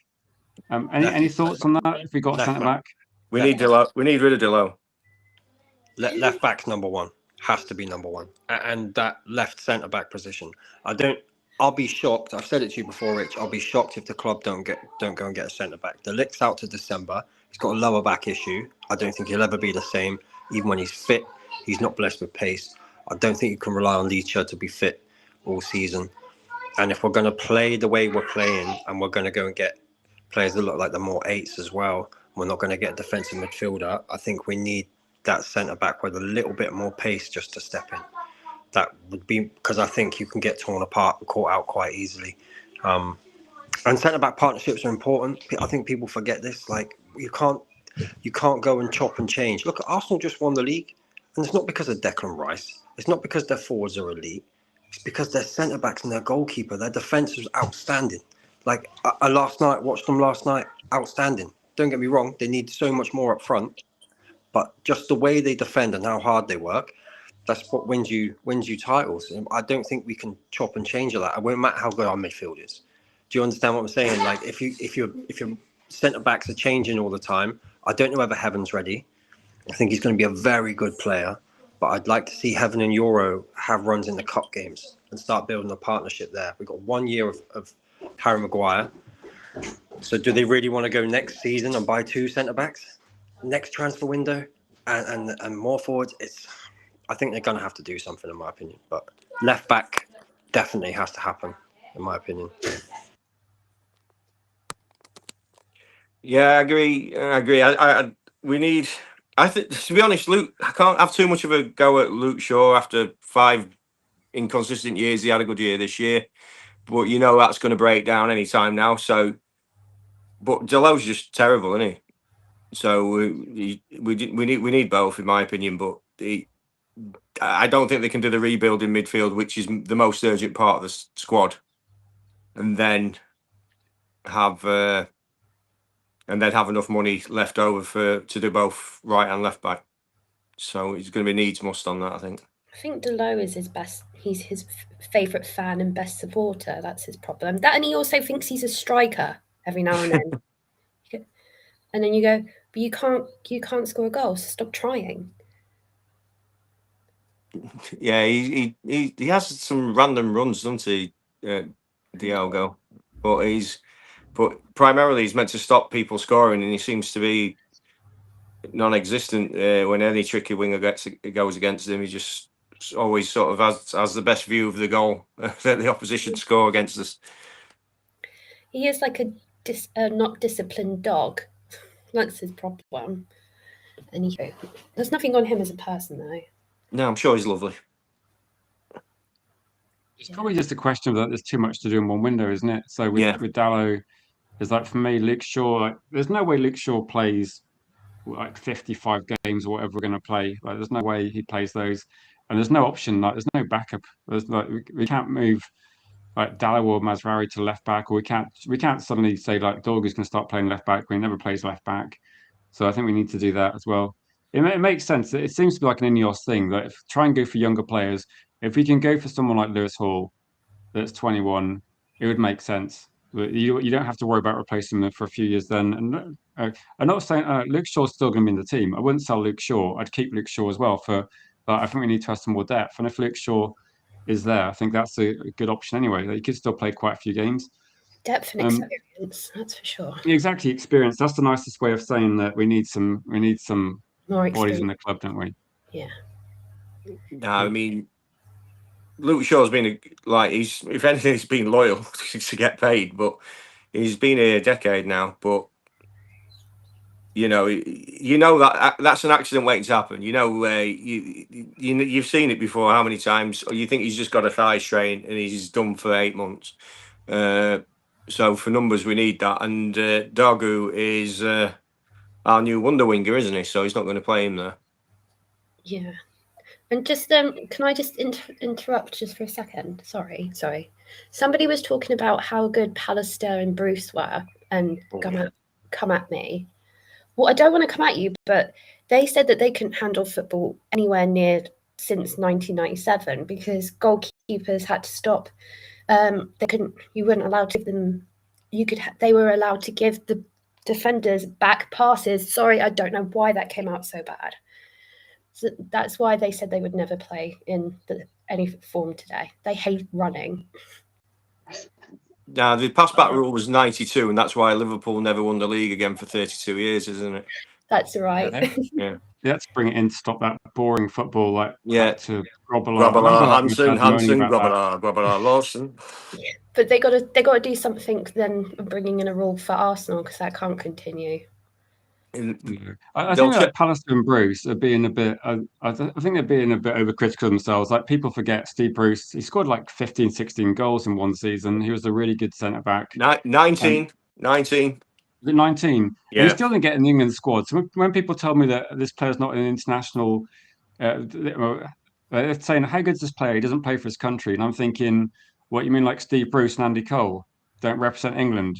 But they're top quality players that play every single week, and we dominate the league. So I don't care if they play for their country. I was kind of upset that Mainoo's going. I was like, just leave them all at home. To Tommy, just leave them all at home. Yeah. Because whenever they pick our players, something minor goes wrong, and then everyone blames our players, and it drives me crazy. In my lifetime, we've had Phil Neville, Beckham, who else? Scholes, but all be scapegoats at some point for why England have had Wayne Rooney. Wayne Rooney, yeah. Oh, jinx. I don't think it'll be like that this time. I think they'll all be blaming Tuchel for not taking, certain players, like whether it's Harry Maguire or Wharton, or that's the blame will go there this time, in my opinion. The uproar from certain players not going right, that's where it will go, in my opinion. He's just one of them managers that gets linked to Man U, and I just pray we never ever have him. I don't like him. All I want to know is if Stones becomes miraculously injured like he does that mean that he gets Harry Maguire gets called up? Oh. I don't know. I reckon Tuchel might be too bitter to do that. No, there's probably some talented player in League One he thinks is better than Maguire, so he'll probably take him.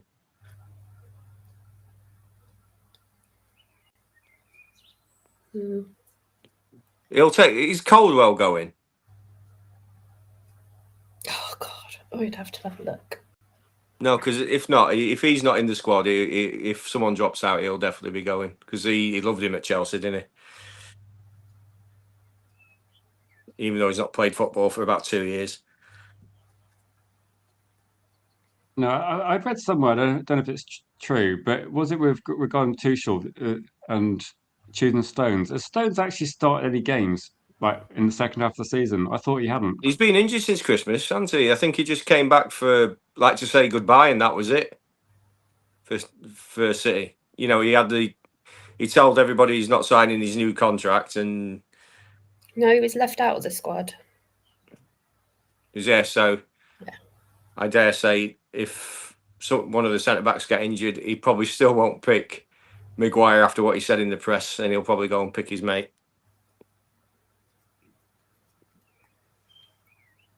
Do you know what Yeah, bothers me the most is that his mum made a comment and she's now not allowed to make a comment. I go, well, I get the whole like free Kobe kind of thing was like, that's not cool. But I'm a mum, and if you were leaving my son out, yeah, I'm going on Twitter and writing about it. But then I write absolute crap on Twitter. But I just don't understand why she got so much grief. Oh, you can't have an opinion on Twitter, can you? Because there's always somebody who, you know, has the counter opinion, and you Becky, can't. if I do a stream and the subject of the stream is like Man United are interested in Tonali, the comments will be like 95%. Tonali's got a gambling problem. Don't get Tonali. He's overrated. He's too expensive. And let's go right now. I'm going to do a stream about Tchouaméni, and the comments will be Tchouaméni's untested in the Premier League. He's never going to leave Real Madrid. Go right. Well, let's do Anderson. Anderson's going to City. Okay, let's do Ederson. Ederson's never played in the Premier League. Fernandes is too young. No one's happy with anything. It doesn't matter what you talk about. I was in the chat for the Ederson one, and I was getting well confused by what people were saying. And then when it's pretty much confirmed, literally the same people were saying it's a good idea. No, that's because I'm not trying to brainwash people. I'm just trying to say, look, why am I not? If you think Edison's crap, do you not think that there must be a reason why Manchester United, they got a reasonable turnover of about like £670 million? They employ people who it's their job to actually scout people, and it's their job to look through data. If they do a bad job, they get sacked. And they've spent years looking at certain players, and they want to sign these players, and people are going, nah, checked out like a highlight reel, looks shit. And I was thinking, well, who would I go for? Like, if I'm thinking of like investing my money, will I go for like, I don't know, Brian in the chat who says he didn't rate Edison, but he's never watched Serie A game in his life? Or would I go for the guy who's actually gone and watched him for like 2 years? I go, I wonder who's got the. It's funny though, because I openly say that when people say, what do I think of Lamans? I just go, I don't know. I don't watch the league he's in. So what do I know? I don't know about goalkeepers anyway. I'm not a goalkeeping scout. No, so you're 100% spot on there, Rich, because like people do it off computer games. I swear to God, right? So they'll go, he's crap on FIFA, and you go, yeah, but that doesn't mean anything in real life, because everybody who's been good at the great up and coming amazing kids on FIFA for the last decade are nowhere near it now, and not where they FIFA predicted they'd be or whatever. And people live on these computer games and ignore real life constantly. And I'm actually really happy the United last season, we've had all these wins because they've actually scouted players properly by the sounds of it.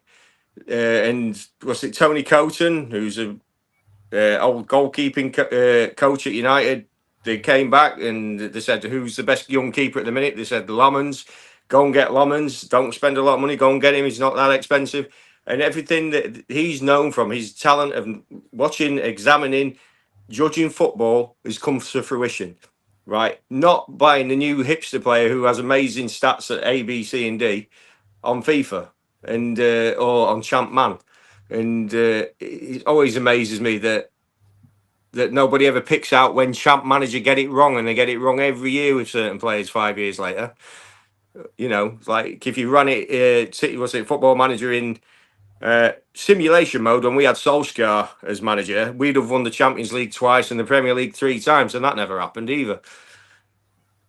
No, don't. My friend uses the Fantasy Premier League app to see how much they're worth, because if they're worth a lot, then they're really bloody good. And I go, oh my God, don't, because then you're saying, don't get me wrong, Haaland is good at one half of the season and then he disappears. So that's it really. When it goes to like, oh, Haaland's the best thing in the world, he's a great goal scorer, don't get me wrong, but he's not. He's just like for half a season, and that's it. Because he's pretty decent though, I think. Do you know what I was thinking when I was watching the Champions League and watching Paris Saint-Germain? They've got loads of players that are great on the ball, loads of people with amazing technique. No one seems to actually rate the technique of striking the ball in modern football, and no one seems to recognise that the fact of actually being in the goal and able to find space and occupy centre backs, that doesn't seem to be a skill set anyone's got. And I was thinking, isn't it a technique to be able to strike the ball? Because I saw who was the guy that had that header way over the bar against Arsenal? He should have got that on target. I mean, he only had to jump about a foot, and the goal was open. And I was thinking, these players aren't good at finishing; they're good at everything else. But when it comes to actually keeping a shot down, I saw someone take a shot from the edge of the box. It's flying over the bar, and the commentators are saying, "Oh, what a great effort!" And I was thinking, Scholes puts that in. That's a shit effort. You're 1,000% right, and I've got twisted logic on this. And I go back. I blame Thierry Henry, right, because he was so good at it. So when Thierry Henry came through, he made popular the side foot top corner finish, and everyone tried to copy him like it was a dead easy technique, and it's possibly the hardest technique in football to do. Rather than get in front of the goalkeeper, just smash it as hard as you can, outside or inside the inside or on the outside of your boot. They all got to try and stop it and curl it into the top right hand corner, and that's the only finish in football, and it gives goalkeepers the opportunity to save them. It's just there's a reason why Alan Shearer scored so many goals. It's because it was laces inside or outside the foot first time. If we didn't stop it and try to pick out top bins for the cameras to get it, they just smashed through it. Same with Van Nistelrooy. Same with, you can go back and talk about Batistuta. No back lift, bang, laces. And now everybody has to stop it and try to curl it top bins. So as good as Thierry Henry was, he created a bad habit in thousands of strikers since. I have a question. Yeah, go for Vicky. I was going to say that the most stupid run-up I saw on the yesterday as well resulted in, was it Eze that kicked the ball wide? And I was just thinking, oh, God's sake, what was that? I kind of knew he was going to miss because misses a lot. Yeah. Right, I have a question. Do you think that Ruud van Nistelrooy is a good manager? Because I don't know if it's just because I've always fancied the pants off of him that I always have cloudy eyes, okay? And I feel like I'm allowed to say that I do get Vicky's hot-o-meter.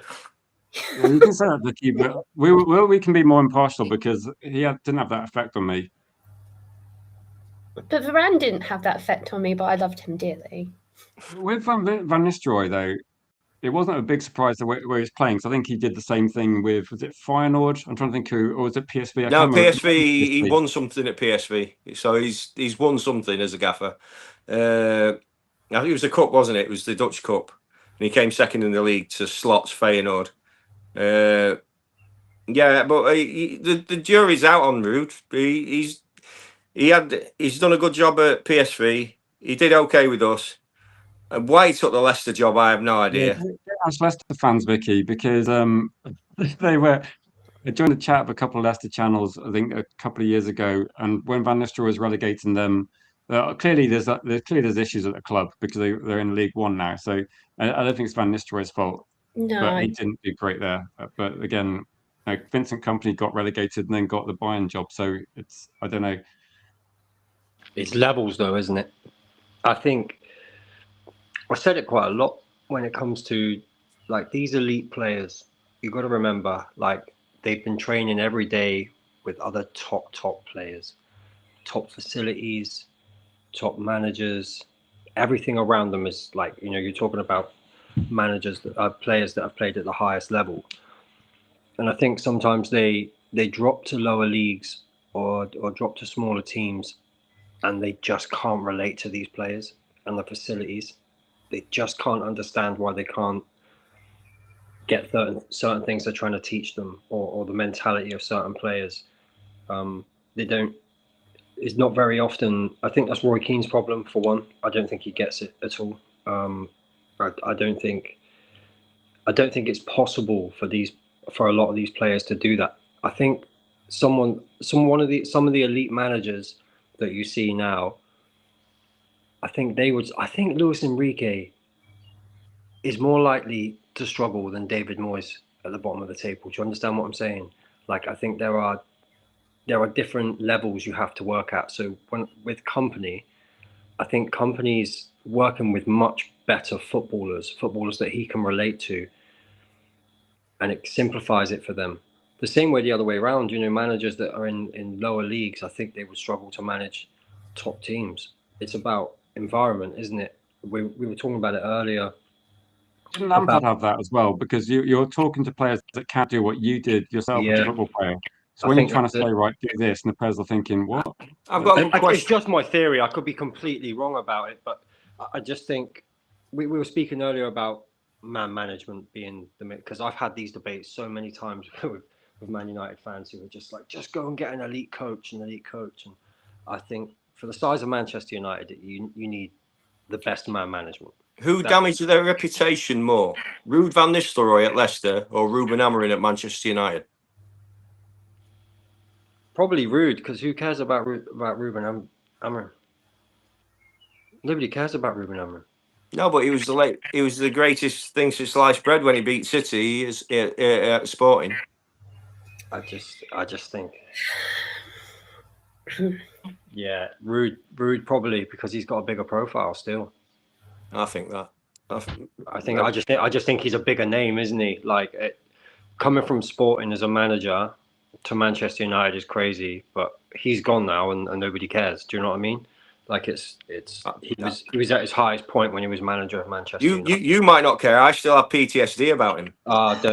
Don't. Yeah. I still wake up some days thinking he's still United manager. Do you know at the start of the season I said we're a top 4 side. The squad's good enough to get top 4. And because of that, I ended up in debates with people who were like, no, he's doing the best he can with the player. I've never seen anything like it. I've never seen a manager who would only want to score goals if they're scored the way he wants the team to play. Only want like refusal to adapt. I've never seen a manager at our club like that. Never. Some managers can't win though, because Erik ten Hag changed the way he played football, and then he still got crap for that, didn't he? Sorry. Yeah, he did, and I think that was completely wrong of the club to allow it to go down that path. You look at the players that he bought, clearly not Premier League players. I mean, Xerxes is a prime example of that. He's a very tidy footballer, but I got a real issue with strikers who can't score goals. I think that's mad to me. I think that's like the main thing you've got to be able to do. That's not an issue. That's what should happen. Yeah. Modern football has made that a weird thing. This whole where all of a sudden a striker scoring 8 goals a season's perfectly fine, but It's for the last nuts, 30 years, that would be no, mate. You're done. It's absolutely nuts. It's a crazy way of thinking, in my opinion, especially in the Premier League. Like, if you even go down as to coaching under 10s, if your striker's not scoring and your right back scored more goals than him, which had happened last season at one point, all we get is the supporters going, "Oh, he's on the he's on the dead shift up front," or whatever. Yeah. What did United fans call it? When the fans that didn't go to the games kept calling it, because he'd be like Bruno flicking in loads of balls for Højlund to head in, and Højlund to be wrestling with the defender 10 yards away where he should have been, and yet you'd hear esteemed pundits of YouTube and other areas saying, "Oh, he's trying his best. He's just on the dead shift up front," and it's like, no, the guy doesn't know how to play striker. He's got one move. And when teams work it out, they just give him the room to do what saying it's the team's fault for not getting in the ball. Yeah. I think that's what people were saying. Yeah, I think a couple with Højlund it was slightly different. I think there were a lot of games where he would make 3 or 4 different runs, and then the ball wouldn't come to him, and he'd just stop doing it. I think that was the big issue with Højlund. He just, the team wasn't really set up for that. With Ten Hag, I'm not going to pretend I wasn't a Ten Hag fan. I was going absolutely crazy about us conceding the same goal on the edge of the box again and again and again. Asking Christian Eriksen to play like this whole box to box, but get back and be the first defending midfielder back. I just thought that was crazy. That made no sense at all. But on the flip side of that, I don't think he got half of his targets, like top targets that he wanted. He didn't want to get rid of Scott McTominay, for example. Things like that. The club just did. Again, the whole thing is we haven't actually had bad managers. I'm not a fan of Ten Hag, by the way. We haven't had bad managers over the year. Van Gaal is one of the best managers ever. Jose Mourinho. Ollie did a great job, I think, with Carrick and McKenna as the coaches. I think he did a really good man management job there. Amorim was the worst manager we've ever had. Ever, as a manager. Awful. 100%. But the biggest issue here is not ever money. It's recruitment. It's always the players that you're buying and it's a mad thing to me because even if you're not convinced by this manager, why would you go and buy shit players that the next manager can't use? Or why wouldn't you build in terms of like, you're going to go invest in Paul Pogba, so go and buy the midfielders that set him free and then go get the best out of him rather than ask him to play defensive midfielder or in a pivot or, off on the left wing. It's mad. Like me, it's a waste of money doing that. It's crazy. It's never made sense to me to not actually balance out the team.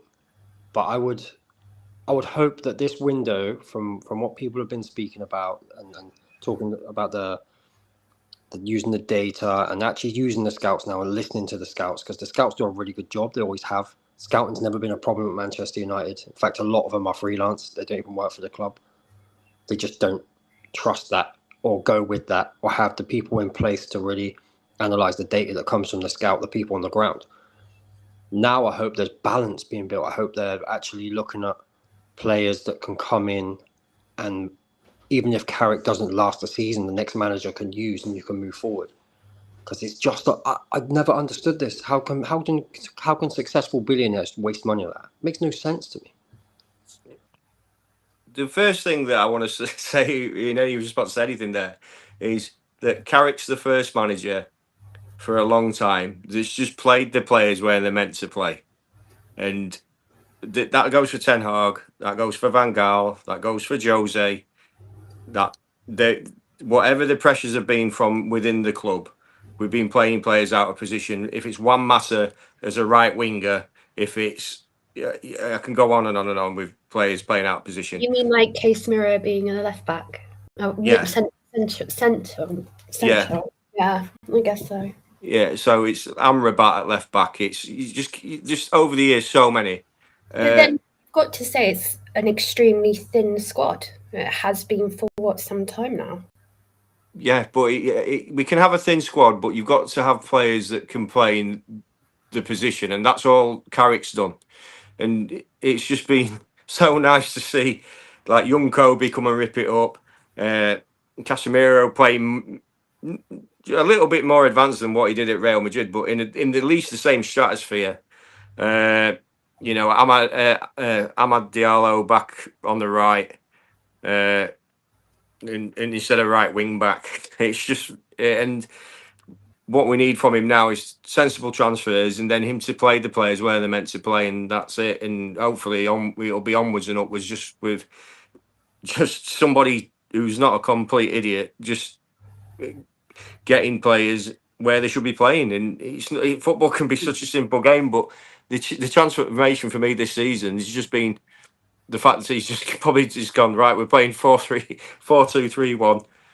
Bruno, you're playing where you scored loads of goals. You're going to play Cunha, you're going to play where you scored loads of goals at Wolves, and Mbeumo, you're going to play hovering on that right hand side how he scored loads of goals for Brentford.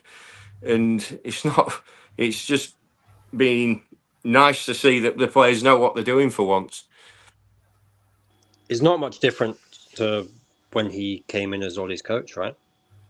No, you're right. Looking at what they've got, how do you get the best out of them? Play them in their natural positions, which is what I say about Kobe Mainoo. I feel that's his natural position. I'm not one of those guys that tried to shoehorn him into the number 10 to sell Bruno. Do you know what I mean? I think that you're right. Football's a simple game, but next season it changes for me, because the reason I say this is because I think Carrick's going to try and implement his system with the players that come in. And I'm hoping that if he gets a sticky patch, right, I'm hoping he does what he did when he came in and just goes, okay, scrap that for right now. Let's try and get some, good morale into the team. Let's do what we were doing last season. Do you know what I mean? I don't want that go down that Ten Hag route or that Amorim route of persisting with something because you have belief that it will finally click.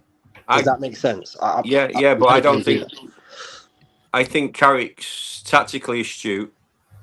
I think he's shown that because even though we play the same system, we've played different tactics against City, Arsenal, Liverpool, and who else was it distinctly different with? Who I've seen. I can't remember the other one. Brentford. Arsenal's a good one though, because against Arsenal and City, we were so defensive against Arsenal. But I was thinking about the Paris Saint-Germain match against Arsenal.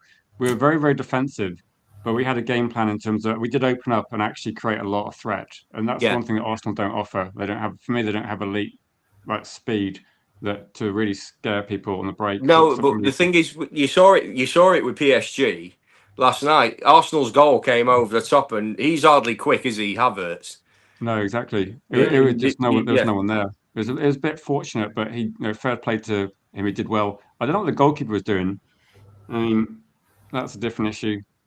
But Arsenal just sat in, and I remember talking to people on bigger channels a couple of years ago, saying that when Arsenal were down to 10 men against Man City, and they're trying to hang on, and they were very, very defensive, and eventually Man City equalised. I was like, where's the goal threat? Like, Arsenal got no one on that pitch like a Rashford that could stay on the halfway line and just offer an outlet and offer a potential threat, because Man United beat Man City so many times with like Dan James or Rashford or Martial, because you used to only need one or two chances. And I think people think that Man United play counter-attacking all the time, but I don't think that's always the case. I think it's just that that's the more effective way of scoring goals when you hit teams on the break quickly. This might sound nuts, but I've seen it a couple of times today, and I don't think it's that horrible. What about Jared Bowen? Isn't it? I quite like him. I know he wants to go for him.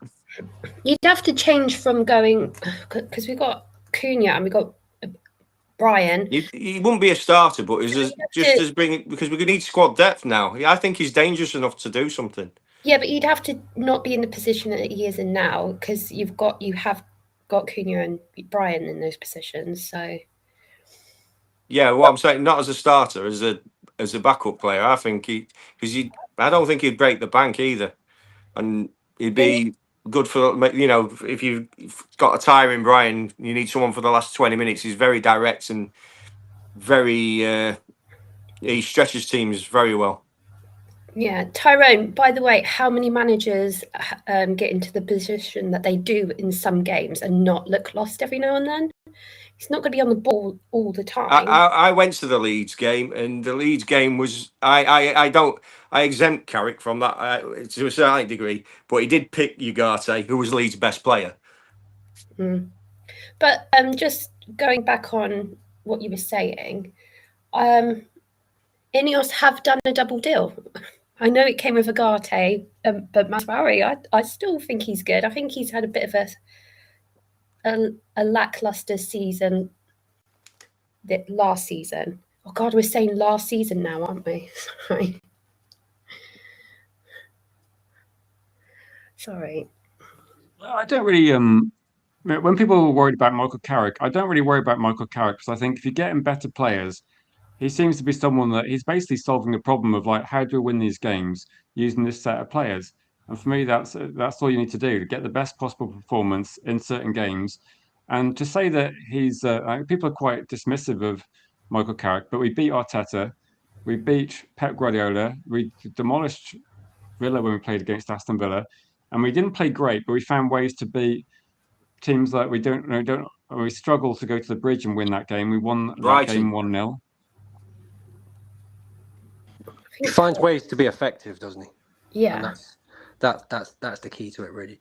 Well, Sorry. He's not bringing on another defender for another defender to try and make a goal happen, unless it's Maguire, because that was his only striker he had. Oh God, I remember Amarin. He just really annoys me. Yeah. Sorry.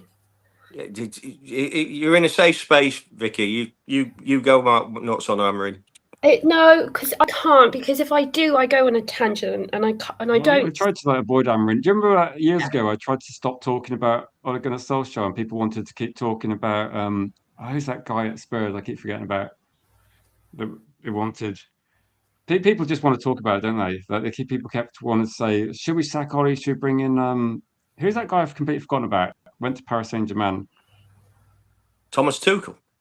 No, before I think Ole Gunnar Solskjaer. Oh, Not- Pochettino. Yeah, but That's it, Poch. People bring me Poch and Was he'll it cook. And I was going, Conte? really? Squad that I'm not sure he will. was it not Conte? No, it was No, Poch. People was telling me that Pochettino. Poch will win the league, and I was thinking, not really. Our transfer windows are still being a bit. They don't really make sense. None of them stood a chance. This is the thing. None of the managers stood a chance. If you can't get your recruitment right, and you can't focus on the actual football rather than the shirts, again, I say it again, the club protested and stopped the Liverpool game. And what did the club do? The club said, we can't afford Declan Rice and we can't afford Kieran Trippier. So what we'll do is we'll ruin the whole way you play football and we'll sign Ronaldo and broke the shirt sales record. Yeah, but at the same time, you couldn't let Ronaldo go to City. I wouldn't care less. Really? Listen, honest. If we're winning Premier League titles and Ronaldo went to City, nobody would care. No, nobody would actually care. Honestly, It was I Bruno's wouldn't care. worst season having Ronaldo, actually. It killed the whole way we played football, how we attacked. It was awful. That's what got Ollie the sack, by the way.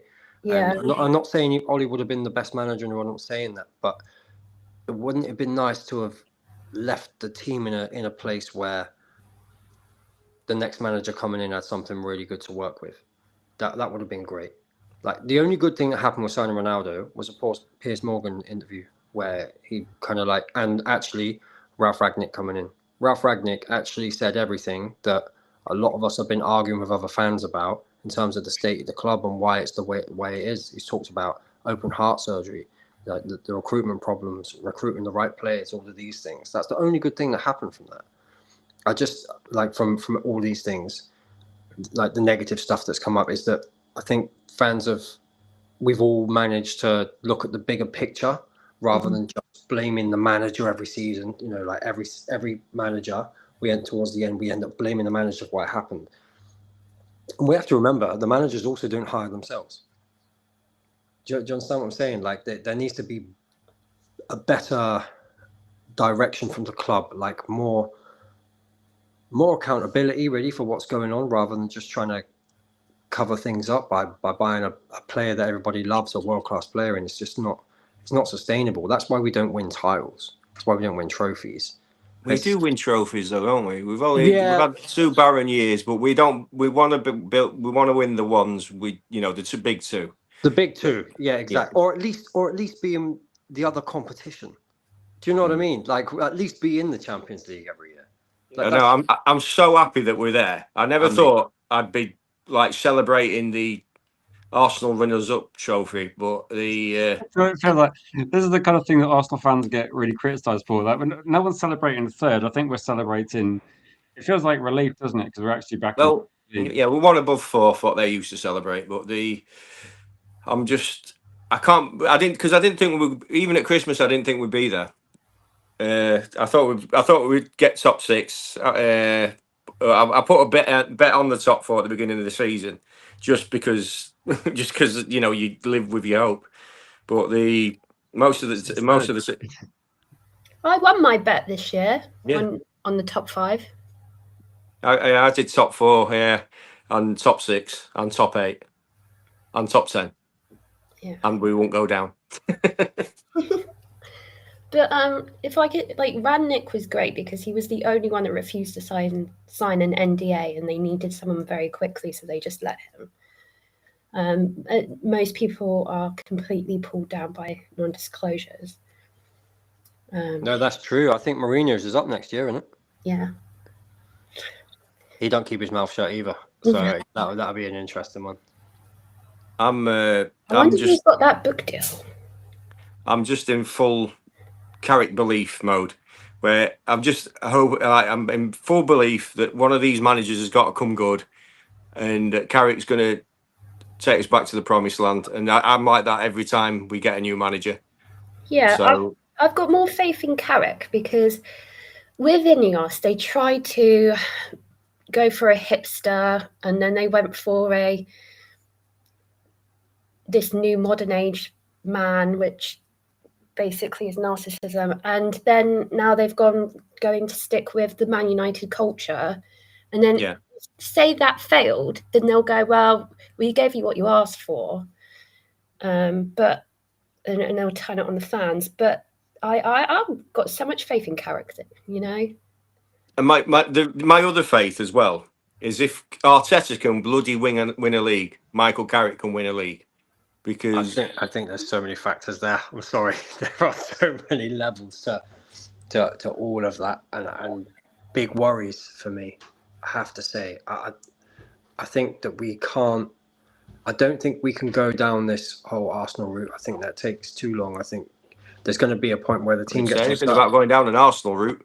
I was just saying that I see so many holes in Arteta's game. I'm amazed he's won a league title. Exactly. But there's factors to that as well. Like nobody knew Liverpool were going to drop off the way they did, or Man City were. Like there's loads to that. Don't get me wrong; they've done great. They had a good run in the Champions League. Yeah, but that's football. That's football, and that's going to happen again and again and again. It happened for Leicester 10 years. You know, it happened for everyone. It's going to happen every year. Somebody wins a league. There's always a reason they won it because somebody else was rubbish, and that happens every season. We just had the freak, which is very much not the liar in all this, was the Liverpool City rivalry in the middle for the 100 points thing. But most of the time, it is a team drops off, a team comes good, and we've just got to make sure we've got a bunch of players that are all going to be peaking at the same time in the same age range, which we've not had for ages because we just, like you were quite rightly saying, recruitment's been poor. But this is the first time, certainly for 5 years, where we're starting to get the age profile right. Hopefully we've got a manager who can keep them together and they all peak at the same time. That's what I'm hoping. And I just believe that Carrick, I'm just hoping he can keep it all together. And we bring in everybody and they all peak together. And we've got Bruno leading the charge as well. I think the only thing I would say on Carrick is that you never know how good a manager can be until you see how good he can be. Do you know what I mean? Like we don't know what Carrick's level is. We don't know that he can't do it, and that's. But can't you just have faith? Do you always have to go? Oh, but he might possibly be shit. Can't you just like be nice for once and just like have a nice thing and like it? I'm not a religious guy or anything. I don't do blind faith.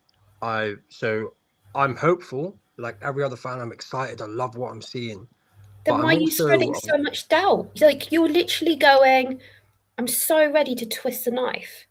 Like, don't I think I'm being quite logical. I think like I'm saying that I don't know what his level is. I don't like. I have questions. So like you do know where his level is. It's third in the Premier League. Exactly. Right now, exactly. But I'm saying, well, if it's third in the Premier, if you're saying that's his level, then you'll never get better. I'm not saying that's his level. Well, excuse me. He only started in January. We're saying the same thing, aren't we? I'm saying I don't know what his level is. The same as you. Well, no, because he just went from January and then got better. Yeah, so we don't. Okay, I'm just saying I'm saying it's unfair to judge him on whether he'll be good or he'll be bad because we don't know what his level is. I'm excited at the moment. I'd like to see where it can go.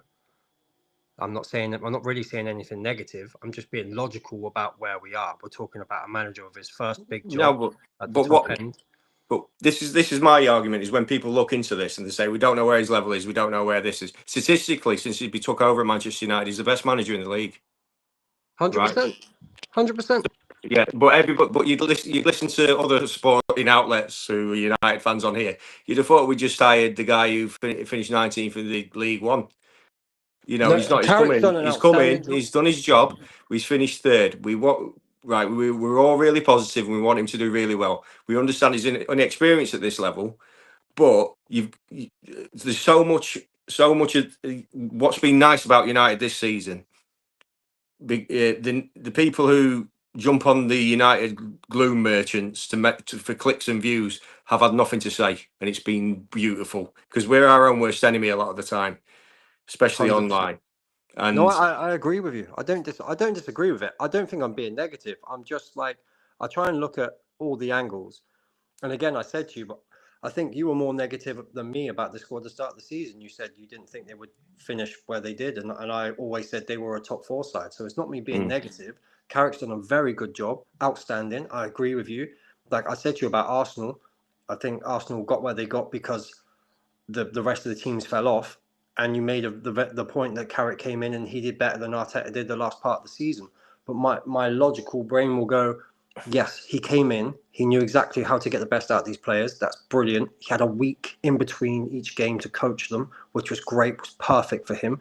He faced some really difficult teams, and that's where he came into his own and got the results. So I can look at everything and go, okay, next season, if he finished in the same position, that's an even better job because he's in 4 competitions. Does that make sense? Like he's got the whole season. No, yeah. Like I can also look at it and go, if he drops out the top 4, I'm not going to be shocked because it's his first job. I can look at it and I can go, if he wins the Premier League, I'll be shocked. Part of me will be shocked. The other part of me will be going, well done. Actually, he's built off of like steady progression. He's got better and better. I'm not actually being negative. I'm just looking at it from all angles. Do you see what I'm saying? Like, for me to turn around and go, he's gonna win us the Premier League, and he's gonna do. That's just like that's blind faith and delusional. I think to just guess. No, so realistically, what are your expectations in the Champions League last 16? I would hope so because I think we're gonna again. Do you know when we talk about this, like at this stage of the end of the season, I find it really difficult to really put any predictions on it when I haven't seen the transfer window go through. Because if we go and let's go and say we sign Ederson, Baleba, and Fernandes, I'm going to be like, and we don't get a forward, and I don't know, we don't get a centre back, what have you. We have it's not a poor window, but not the, I don't know, Tchouameni or Tonali, Anderson, go get a top forward, a decent centre back, and a left back. My expectations are going to be different. Do you understand what I'm saying? Like the level, the players on the pitch make a massive difference, don't they? And what the manager's got to work with, he can only work with what he's got there. So, yeah, I don't like to really predict, but I think next season he definitely needs to be in the top 4, no matter what happens. No matter what happens. I think the club needs to cement its place now as Champions League every single season from a quality point of view. But you need to be in this competition. Like it used to be almost unheard of not to be in the mix. Like we were trying to win the Premier League title every single season. I remember when we finished 3rd, and we were like, "What the hell? How we finished 3rd?" And because for about 2 decades we were 1st or 2nd. The way I'm quite relaxed about Carrick is because I think that this is the first time in ages that it looks like all the targets we're linked to make sense. Like all the players we're linked to are players where I look at our team and go, yeah, we do need a left back. Yeah, we do need like a backup striker. If we got some left wing cover, I think it also is effective. And most of the targets are midfielders, and we all know we need midfielders.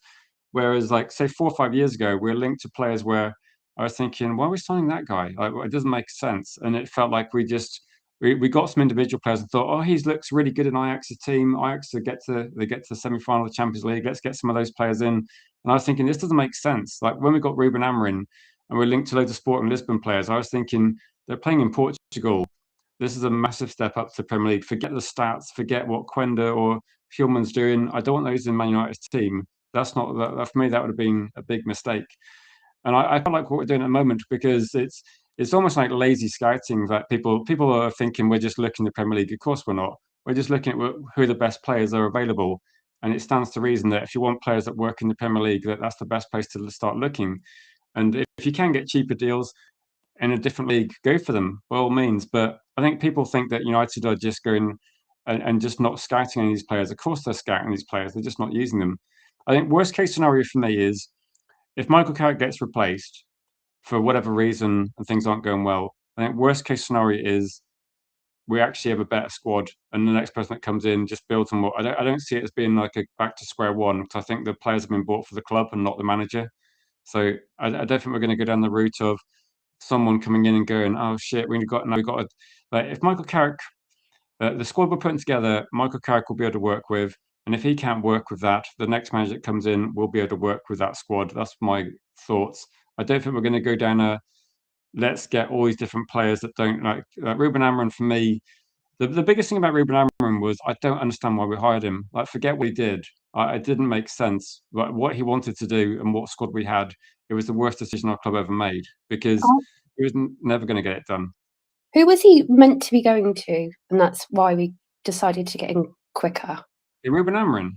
Yeah. No, he turned down Liverpool, didn't he, before Slot got in because they wouldn't let him go to a back three. So was the his mini claim to fame that he turned down Liverpool when before it was a Barada signing. Barada pushed for it, so they tried to get a top manager in the beginning when they first came in. So they went for Tuchel or what have you, which is for me the right way to go. But I think the shape of the club, the way they've done things, I think people forget the agents talk, the players talk. Like Man United has been a joke for a long time, and they couldn't attract an elite manager, so they extended Ten Hag's contract. Didn't give him a new one. They extended the one that he had, and then they couldn't go any further with Ten Hag. So then I think they looked at Ruben Amorim and they decided against it. I think Ashworth left, right, and then Barada wanted Ruben Amorim. He was the one who pushed for that. And then they went and got Ruben Amorim. Wilcox went on board with it in the beginning. And then there was the whole kind of like, you need to adapt because we've spent a lot of money on the squad and the data says that the team should be better, which they were right, clearly, because of what Carrick ended the season doing. And then, it was mad stuff like Ruben Amorim would be training with a back four. And then when it came to game day, he'd go to a back three. And this sort of stuff was happening. I think that just annoyed fans, didn't it? Because fans were looking at thinking like. And Wilcox got a lot. Listen, we don't know whether Wilcox is good. We don't know whether these people are actually good at their job. Let's be clear, we don't, because they've not actually achieved anything. Like all they've actually done is made poor decisions when it came to managers. Let's be clear. So Wilcox was doing his job, in my opinion, as the director of football, questioning why he was doing the things. Amorim was doing the things he was doing and why he wouldn't adapt, why he wouldn't change. And that's where the fallout actually happened. And then they said, this is the best thing they've done. They said, right, we're going to go for an interim manager. And this is what I think they did. Do you know it took so long for them to decide between Carrick and Ole Gunnar Solskjaer? I genuinely believe that they just kept tabs on social media on who they didn't want, on whether they could bring Ole in or not. I genuinely think that because nobody said a thing about Carrick, right? Until Ole was brought into this situation and all those fans that were Ole out just did not want Ole back. And so I think they gave Carrick the job on that basis. I'll be honest with you. Seriously, I seriously think that because it took so long. Why didn't they just bring the interim in straight away? Yeah. That's what I reckon happened, by the way. Because they had no plans to give the interim manager the full-time job anyway. It was just to see out the season. I genuinely think they interviewed Carrick, and Carrick seemed a better fit because allegedly Ollie thought he got the job already, and this is why Roy Keane was so upset because he was going to give Roy Keane the first team coach job. And so I think to a certain degree they might look at social media, but I don't think the Ineos guys would make a decision purely based off social media. They don't strike me as that. I certainly think the last regime would have done, but I don't think these guys do. There's no trust, is there? They had an international break to actually take time to do it. They didn't need to snap their fingers at an opportunity. They did have that. I think if they wanted Carrick straight away off the bat, they would have brought him in as soon as possible to start working with the squad. But also, if they wanted to take some other routes and think about it, that's actually a good idea as well. Yeah, I think they were looking at. They had an international break. I don't feel like they should have just said, we want Carrick straight away if they look like they had time to look at other opportunities. I don't want to actually give Ineos too much praise, but it seems once again, you're just like, let's have more doubt on Carrick, and it's just annoying me now. That's not what I'm doing. That's not doubt on Carrick. I think my theory is going to be that I've got a slightly different theory, Vicky. I think the delay was that it wasn't just about Carrick. I think it was about getting other coaches on board as well. So like you got Holland and Evans. I think they were just looking at trying to get everybody together and then go right. And I think Ollie was talked about, and Carrick, I think what they wanted to do was make the right decision. And they might consider lots of things, like Indiana might have a points, but they might look at these things as well. I'm just wondering whether they looked at which people will come alongside Ollie, which people will come alongside Carrick, and who's available. And they don't operate rapidly either. And I think because you've got a lot of people making the decision, and it's like Barada, Wilcox, Vivell. No one knows 100% who's making the bigger decisions or who has more say. I think it just takes them a bit of time to decide on things, and that's what it is. It's just like it's not rapid. Can I ask you on that, Rich? Sorry, that point you just made is a really, really good point, because you've heard me say many times, like, the one thing that needs fixing at Manchester United is being more sort of proactive rather than reactive, especially when it comes to managers. Amen. And if there's that whole like rift between Amorim and Wilcox, and that they all knew that Wilcox wasn't fully on board with getting Amorim anyway, which is a madness to go and get a manager for your director of football and he's not fully on board with it, which is crazy anyway. Don't you think the minute things start getting to the stage where they're having like big disagreements, that they should have been looking for that interim anyway? Like, why wait to the point where he's either sacked or nearly sacked before you start doing that? Like, this is what I'm saying. Like, an interim manager. I'm really sorry. You don't need to take your time over an interim manager like that. You should already, like, if it's got to that stage, it's not like, this isn't like Amorim was just randomly sacked. Like, there was nothing wrong. Do you understand what I'm saying? There was, though, wasn't it? There was. You're misremembering it, because you can't. I don't care which manager comes out and says what Amorim said about their bosses and still has the job. Jose did something similar with Abramovich, and he were gone, and he were very successful. There's not many. That was the worst press conference I think anybody's ever given as a Manchester United manager in my lifetime. And then to go and slag your bosses off like that, and then expect you to nothing to happen.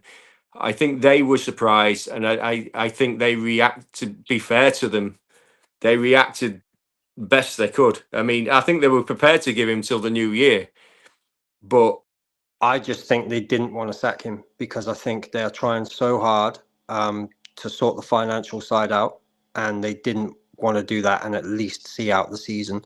I think that there were rifts between Wilcox and Amorim for a long time before it got to that stage, before that big meeting, before Amorim sort of started slating all the bosses. And so for that reason, they must have known, hang on a minute, this is going sideways. You don't start asking your manager. No, but you just listen to what he said in the press conference itself. He was already talking about other managers replacing him. No, I heard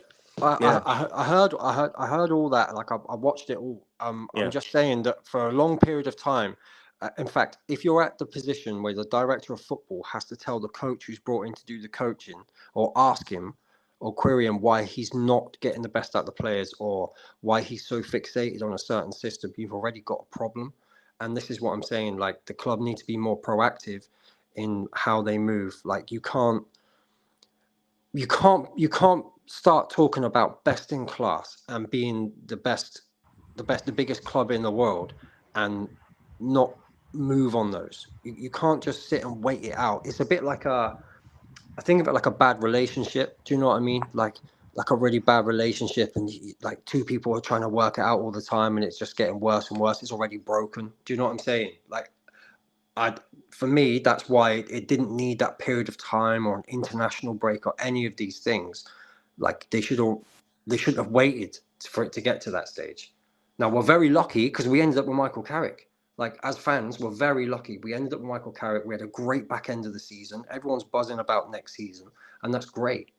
I'm just saying that sort of situation, they can't allow that to happen again, because it's crazy.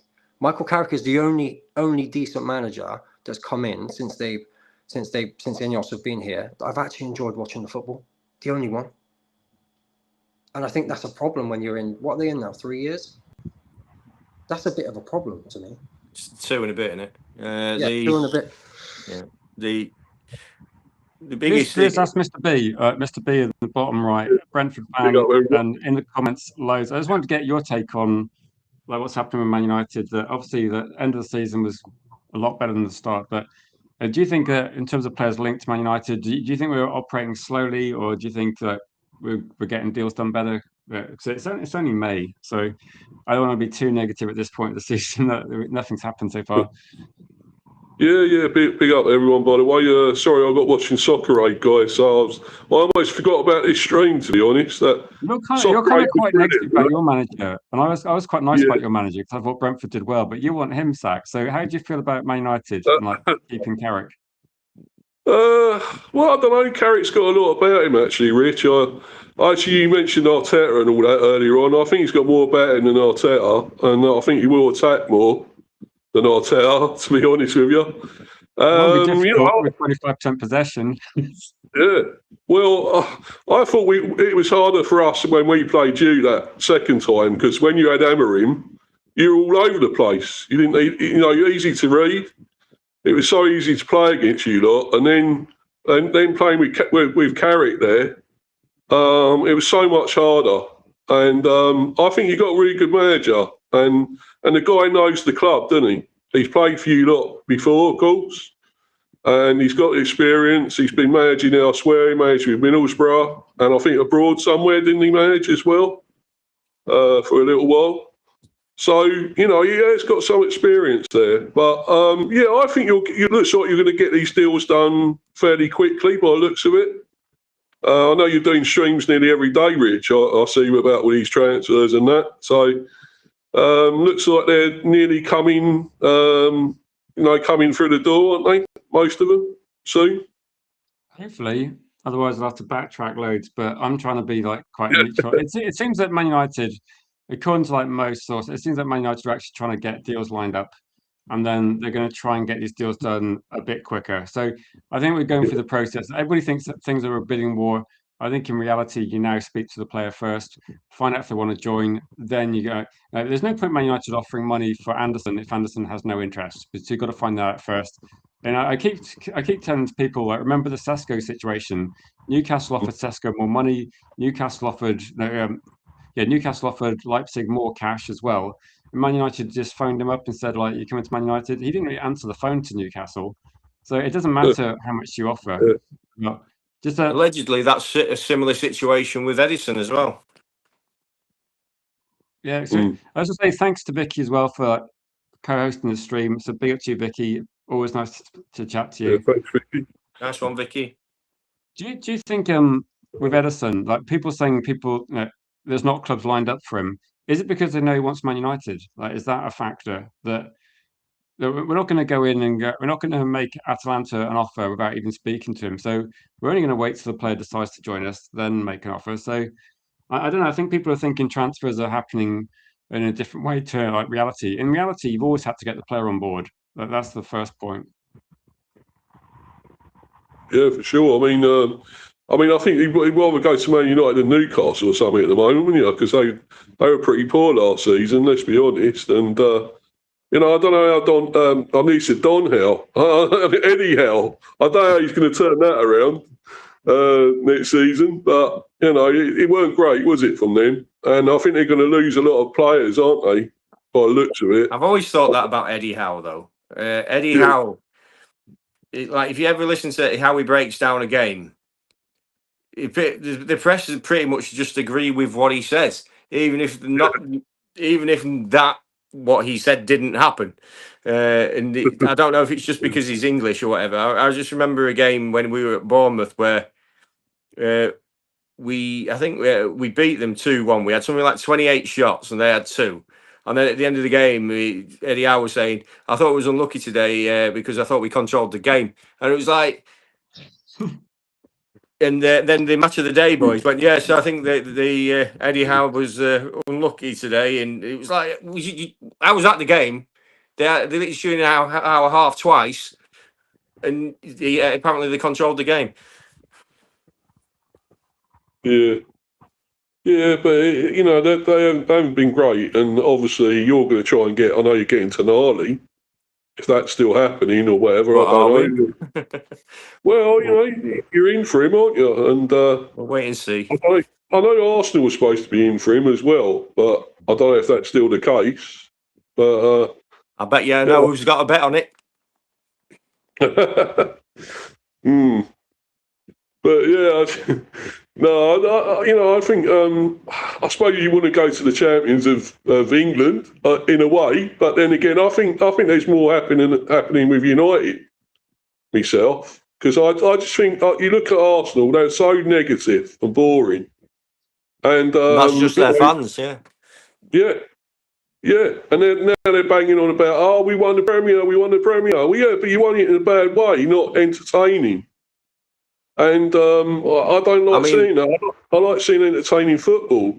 I was absolutely devastated that they didn't, instead of give them a trophy to lift up, they all had individual WWF Premier League belts at the end of the season. Yeah, well, I think I'm glad PSG won that, that Champions League, because, the best team won it. I know they didn't play that great either, PSG, but they played better than Arsenal, and Arsenal would just try to be negative and, bore their way and try and go on the break, hit on the break and stuff. And I thought, no, that's not how you should do it, And Arteta, he's always been like that. He's been negative and defensive, passing backwards, sideways.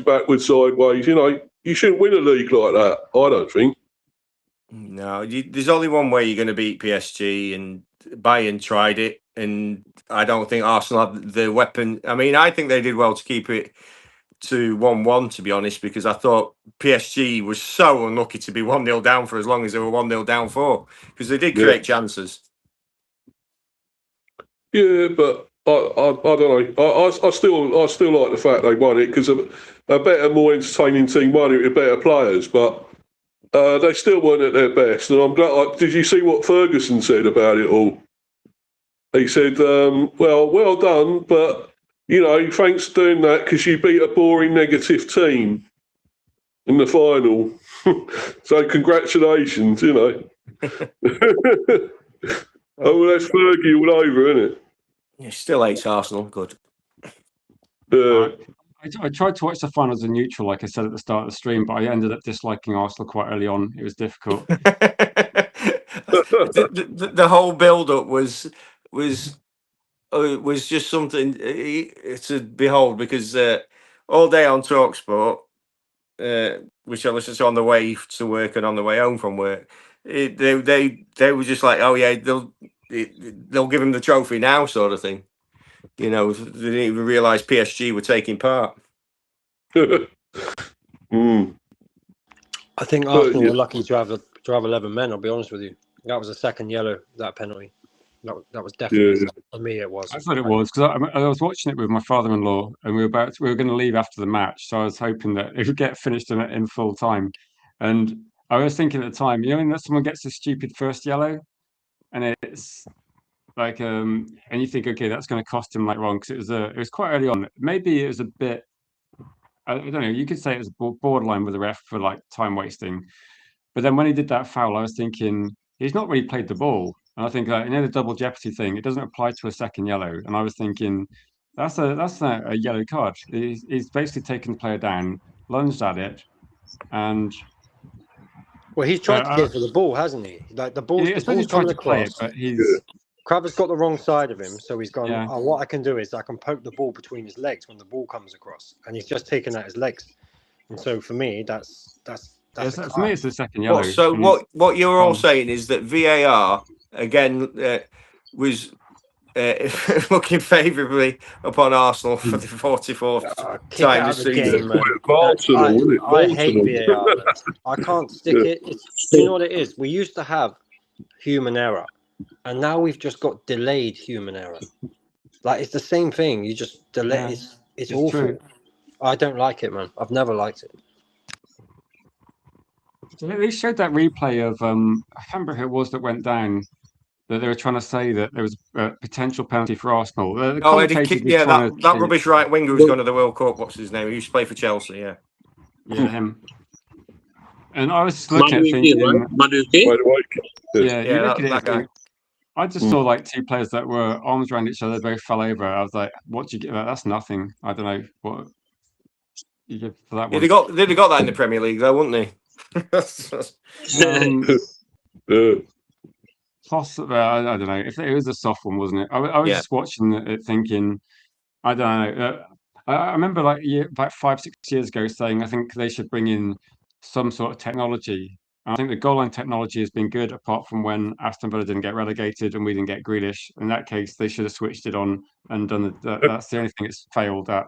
But otherwise, if they got so automated now offside, then that's absolutely fine for me. But everything else is just a judgment call, isn't it? Like and it's the same. It doesn't matter if you watch it 20 times; people will still have a different view on it. Yeah, well, VAR's taken it away from the refs, though, haven't it? And they just look at VAR now and they say, oh, you know, we don't care now. We can just go to VAR.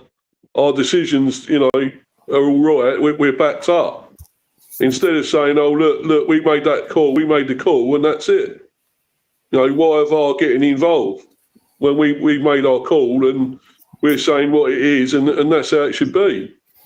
And yet VAR's saying it's something different. So I'd rather scrap VAR myself. I really would. Can I ask, what do linesmen actually do now? Like, what is their job now? They just Isn't effectively been replaced look by fabulous. They just run up and down with a flag now. They're like pom-pom girls, man. What are they doing? No, because it just goes to VAR anyway, and like it's. I don't like it. I just hope that they, at some point, they make like one cup competition, keep one cup competition, no VAR. I think it should be the FA Cup, never VAR in the FA Cup. Just, yeah, man, I can't stand it.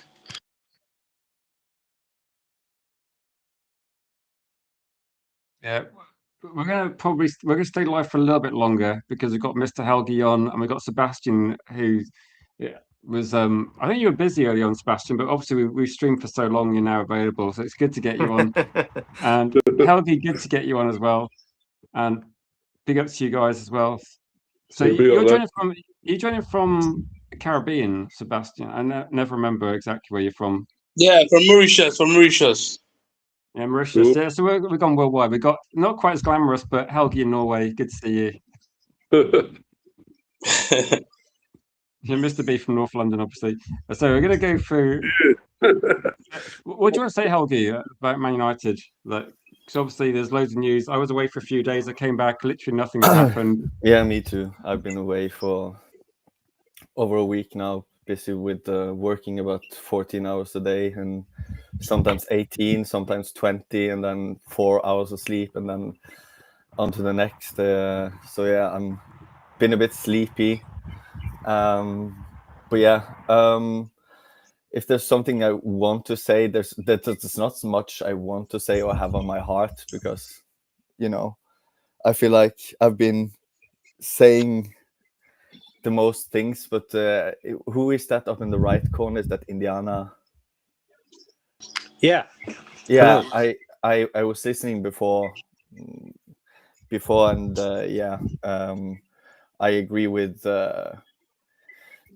mostly everything you say, but I feel like I think that is dangerous, and I love Vicky and Vicky's takes, but I feel like what's dangerous is to be like, that's why I was kind of also hesitant to come on, because I feel like nowadays, if you're not just fully on the Carrick train, Ineos, we must give them the benefit of the doubt.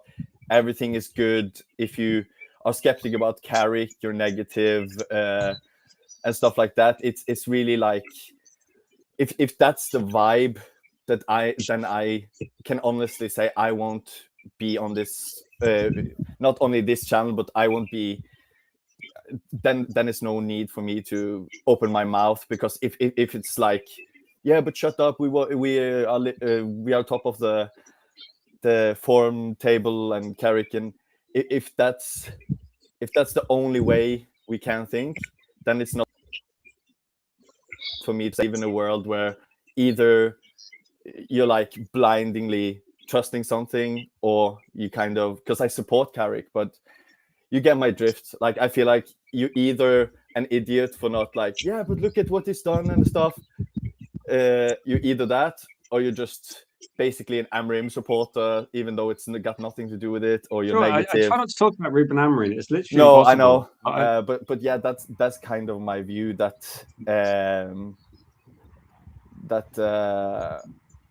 Yeah, I'm not excited, and people make you think about it. It's not about Carrick, because Carrick was one of my all-time favorites, and like I said to Rich 1,000 times, I got nothing to fault him on. I got no evidence in front of me saying it won't work. I got no evidence saying it will work. If you say evidence it will work is 4 good months, I can find numerous occasions where teams have done amazing for 4 months. And also, we were 5th when he took over. Also, if you look at our squad, I would put us about 4th either way. So it's not like, I think Ian, I think Rich, I think Indiana could have ended 5th, 4th, 3rd in this season with this squad. So it's not to put a damper on what he's done, and he couldn't have done anything better. So I don't have a criticism on that. I'm just saying there must be room and allowed to not just be super positive and optimistic or just shut up. There must be room for in the fan base to talk about other things, because it's not being negative. It's about Can I just clarify something? I'm genuinely excited for next season. The football under Carrick, I'm genuinely excited about that. I just think like there are questions because he's never done it before. He's never won a Premier League. So I think the questions are logical. The one thing I will say though is that I think fans are free to feel and believe and think what they want. It's all opinions, and that's why we've been on a stream for like 2 hours, right? And that's football. Like every manager has his own theories and opinions on how to play football, etc. Yeah, I'm with you in terms of the whole questions, and that's because it's the unknown, isn't it? But I also do get the train of thought, by the way, that football right now, like football's the moment, isn't it? It's like you're focusing on what's now and be excited. And I think fans should really be excited. Listen, I think we're going to have a really good window. I think it's not just the midfielders either. Malasia's gone, so we'll probably get a left back. Forwards are going, so we'll probably get a forward. I think it's going to be a good window. I think fans have got things to be excited about. I hope so. But I just wanted to also say, Vicky, I'm not making you a scapegoat of any. I think you talk a lot of sense and you're very logical.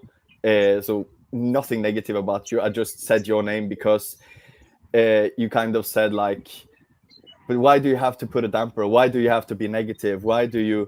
And he wasn't really negative. And it's not scapegoating you. I think a lot of people think that way, that if you say something like, we'll see how it goes next season, it's like, why do you have to say that? I just said that. So nothing negative about you. I think your takes are good. I think you're perfectly reasonable.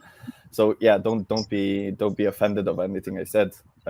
I'm the one who is more in the minority, way in the minority. But yeah, that's just what I wanted to say. That I remember saying to my the girl that I was with a girl for about 4 years, and I was with her when Mourinho was there, when he got sacked at the end of Mourinho, when he got sacked, when we got Solskjaer, and then when we got Ten Hag, and at the end of Ten Hag, and then we broke up. But my point is, when I was with her, I said, oh, it's a shame that Mourinho didn't work because Van Gaal didn't work. We have to now come to the top. And then Solskjaer came, and it went like amazing with the runs. He became a manager.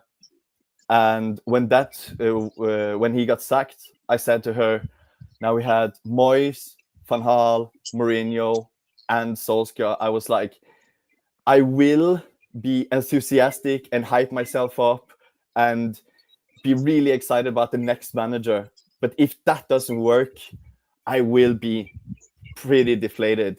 So when Ten Hag came in, I bought his biography. I read everything. I was like, I have to, this is my only hope. He's the new Ferguson. I will put everything on him.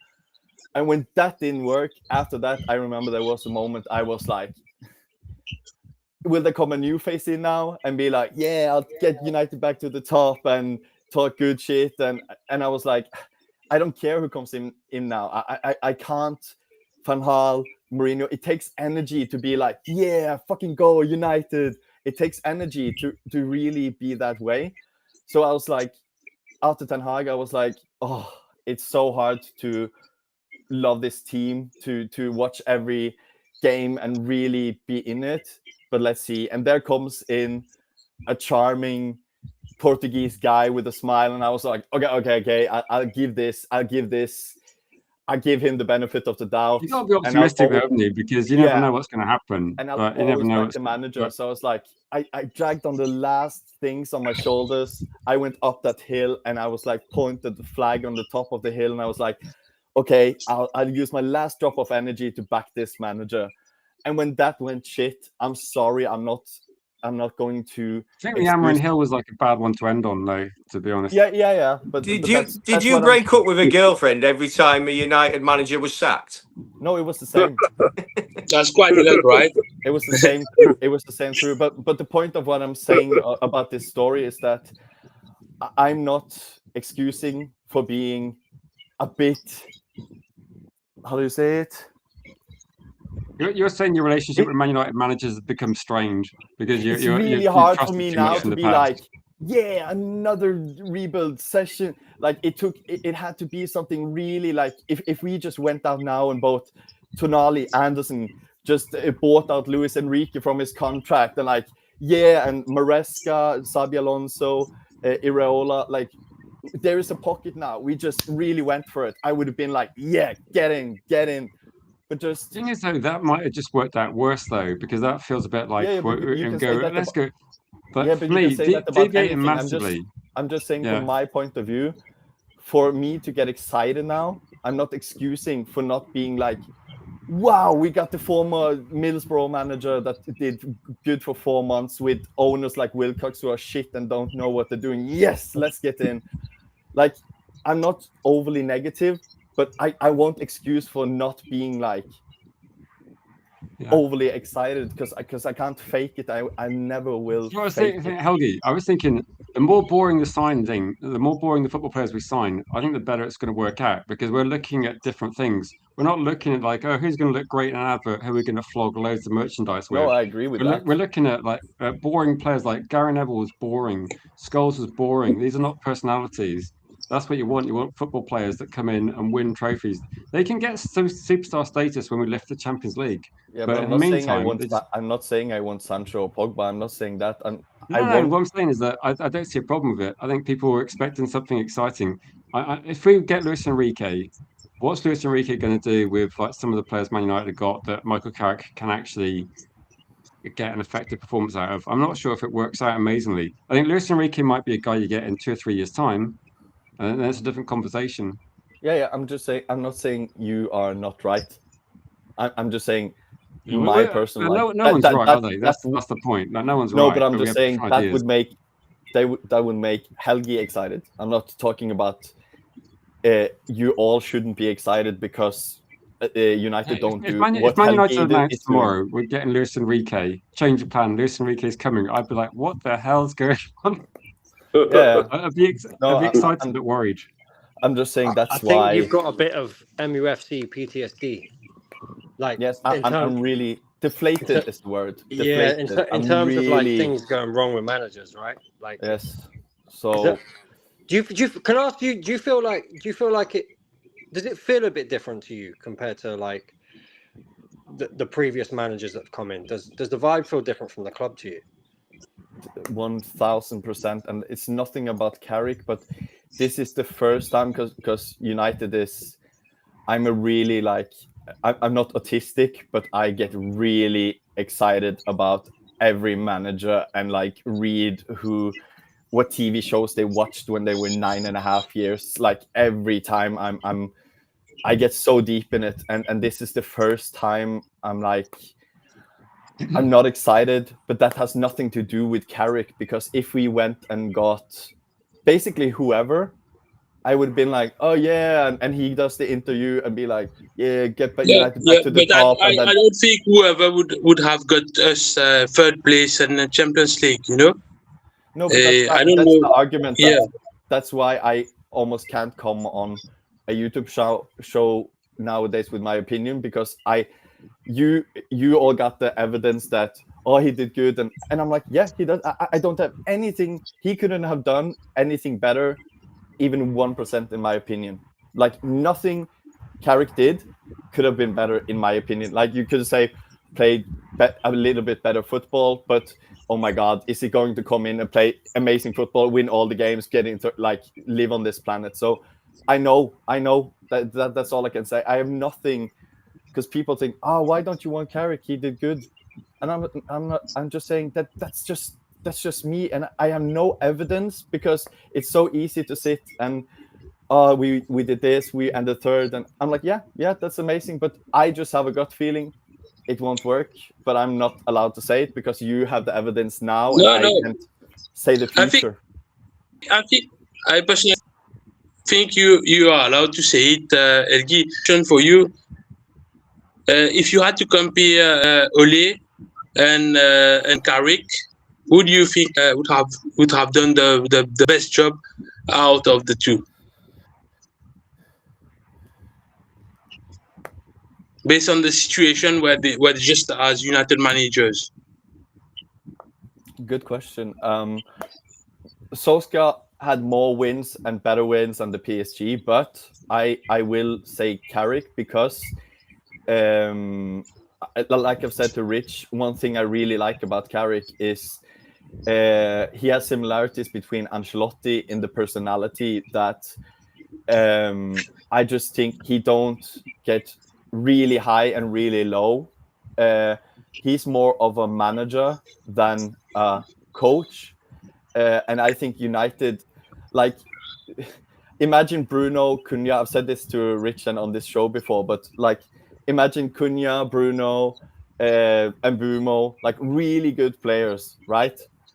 Why would Ten Hag or Amorim come in and be like, oh, this is the way you have to pass the ball? And I don't think they need that. I think they need a manager who is like, they set up a perimeter, and just like good managers, like Zidane, for example. Bale said under the all the years of Zidane, he said, except for some games, the 3 days before Barcelona, in all those years he was there and they won the league and Champions League, he said, basically I can count on one hand the amount of tactical trainings we had. It was just 5-a-side, 11v11, and that's it. No tactical shit, just keeping players happy, talking with them, like being, and that's what Ancelotti does good, and that's what Zidane does good, and that's the thing I like about Carrick more than anything, is I feel like you don't need that hipster guy from Sweden to come in and be like, tell Bruno how and where to pass the ball, because Bruno knows that better than you, even if you're an excellent coach. So yeah, I would pick Carrick, even though I'm Norwegian as well. I love Solskjaer and I think he did good. Who is that book you have read that you liked? Oh, it was the Ten Hag biography, and I didn't like. I liked it at the time because I was, yeah. So it's not me being negative. I like Carrick. It's just I don't have that oomph in my belly anymore, and I can't fake it. And I think we will do good next season, and I hope this summer they surprise me with being ruthless and aggressive in who we get rid of and who we get in. I think we are starting to see that. It feels like there's a change in the club where if you're mediocre for a couple of seasons, you're gone. I'd be amazed if Xerxes plays for Man United next season. I'll be amazed if Ugati's not out the door pretty quickly. I think it's literally like a couple of seasons. I'd have got rid of Vanana after a year. Like, it was clear he was not good enough. I don't know why we wasted our time with him. And I think we're seeing that as well. Man United, the standards will be raised, but it takes, you don't fix like a decade of poor strategy in like a couple of years. Like, it's going to take time. And also we're signing players for the future. So the nature of signing players for the future is you have to wait a few years for them to actually peak anyway. So And we should have that's done this. We should have done this 5 years ago, like, at least. Like, and now and that, we're kind of getting a bit of the benefit. I'm sorry to cut you off. This is the last thing, and then others can talk. But that's kind of exactly why I'm not that excited. You say, because you are spot on, Rich. It takes time. It takes years. We have young players, but that's the thing that I can't manage myself to be like, rub myself in with more patience now and more process and more things. And I know we have to. Yeah, it's but tricky. But it's like I'm a kid and my mom has told me like, you're getting a bike, and then 3 days before she says like, no, we can't afford it. You have to wait to next year. That sounds like a Glazer transfer window where Sir Jim Radcliffe will come out and go, Helgi, we can't afford the bike, unfortunately. And then you just have to wait. Don't worry, the bike's coming. And they're just negotiating. So I've got your scooter instead. In this YouTube realm and the internet realm and everything, people love saying "I told you so." People they almost like ejaculate from being "I'm right, I was right." I think that's social media, isn't it? There's Yeah, you're spot on, but it's easier to be right by saying they won't be successful than ever saying they're going to win it, because winning it is the hardest thing in football. So for example, if I say I don't think Carrick will work, and let's say we end 15th and he gets sacked, am I supposed to be like, yeah, United are 15? Like, what's wrong with you? Yeah, so you can say that, but so that's what I wanted like to say. Like, there's no one is going to be happier than me if everything works out and he is a success. So it's not like, haha, Helgi, you were wrong. No, I'm saying it can go good. I'm saying I have no proof that it won't go good. Like, everything seems to be going good. The test for us as a fan base is when he has them 3 tricky results in a row, because as a United fan base, we will never have a season as bad as the Amorim season, God forbid, ever again. Yeah. Right, and we really went through it that season. We really went through it, and this season's been brilliant. But there will be next season a time where we're going to have 4 monster games back to back in between 2 tough league games and 2 tough Champions League games, where it might not all go our way. And what we've got to make sure we do during that period, if we lose them by the odd goal either way as well, is not to go like full what happened to Ollie at the end of his reign, because sacking a manager who's got a clue and we're going in the right direction is a lot hard. Sorry, he's to keep supporting him will be tough during that period. But the problem is with a lot of the United fan base, they'll be going, oh, well, should be getting in insert superstar coach name here, and we've got no chance of getting him. You know, we've just got to keep hoping we build off these next 2 years, and there's going to be bumps in the road, and we stay a top 4 team. That's the biggest challenge now. Yeah, I think. Sorry, guys. Can I just ask? That was the case with Ole as well, I think, right? With Ole as well, that was the case. That was why he got sacked as well, because he got a lot of bad results in a few weeks. But I don't know. I think that Carrick might have the tactical flexibility, but I don't know. Maybe in the future we might get them shorter contracts with more incentives to do better. I don't know, but I feel with Carrick he's more like he got a lot of different tactics for every game. He's not just about counter attack or rapid counter attack type guy. He can have different approach with his players, and I think it might be different this time. I think that what you just said is my number one thing that I like most about Carrick. So yeah, I think you're spot on there. I said earlier to Rich that those people who love a manager who has one philosophy or like a really like a a tactical, they are not right, they are not wrong. They are allowed to like that. I'm and you and whoever is allowed to like managers who does different things, and I think you're spot on. Like that's in my opinion what I like most about Carrick is I like, for example, if we meet Bodø Glimt, we play another way than if we play away to Arsenal, than if we play against Brentford.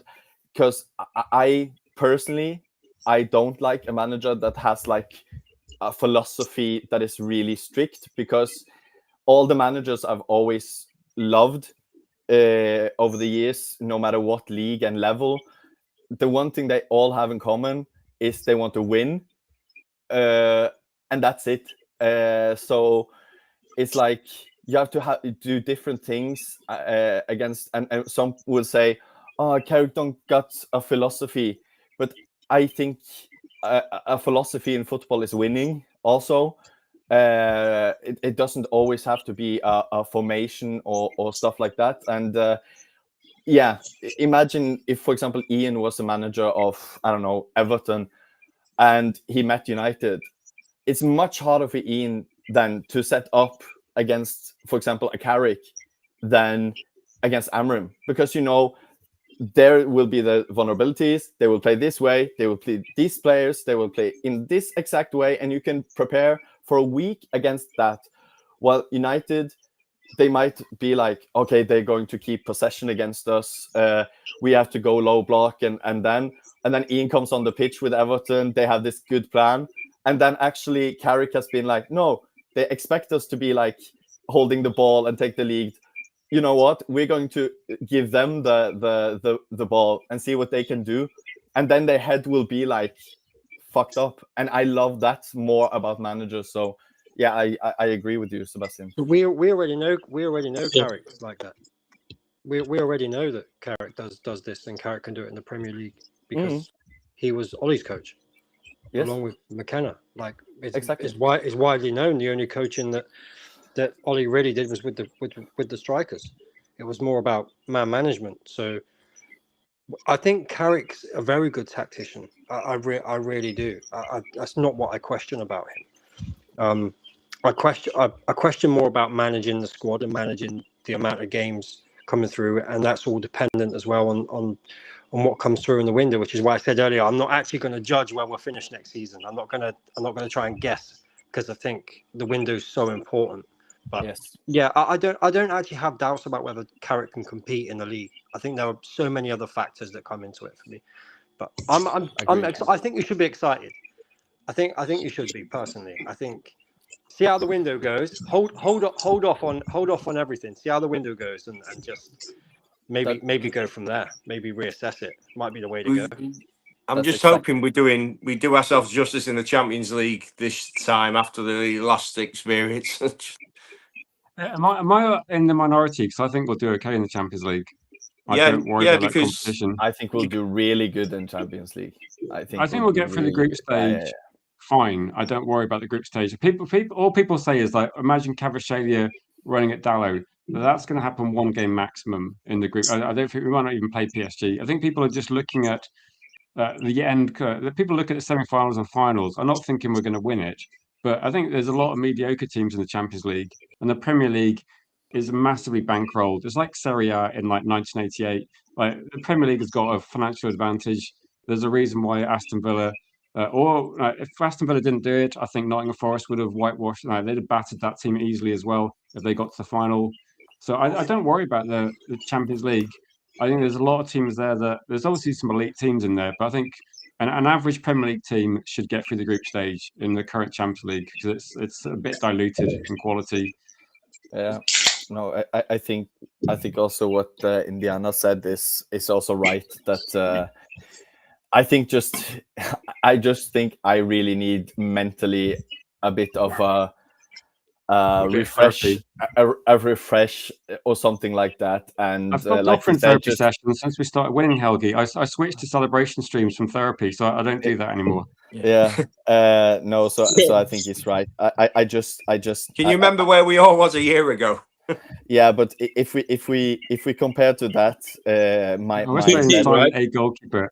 My dead man would probably do better than we did last season. So I don't use that as a base. But no, I think, and I've said it earlier as well. Like the summer in terms of who we get in and out is even if we got Klopp and Pep and Luis Enrique in a team, it doesn't matter if we have a shit summer. So I hope and pray that the summer gets me excited for next season, because right now I'm just exhausted, deflated, and a bit like, yeah, it might work, but yeah, but I think the summer can kind of steer me in another direction. And also I think it will be really, really, really, really one of the most exciting, unpredictable leagues the next season, with City, Chelsea, Spurs, United, Liverpool all having new managers. That will be actually we probably have we got 9 teams in the Premier League or in European competition. So are we expecting Newcastle to have the benefit we had this season? Like, surely Newcastle should see us as an opportunity to try and get back up the league. I think it's going to be Newcastle. I hate Newcastle because they always seem to be in and around us, don't they? That's quite an opportunity, right?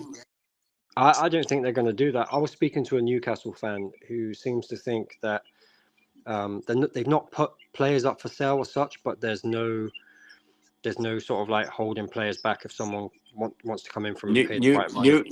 Newcastle are really struggling with FFP at the minute.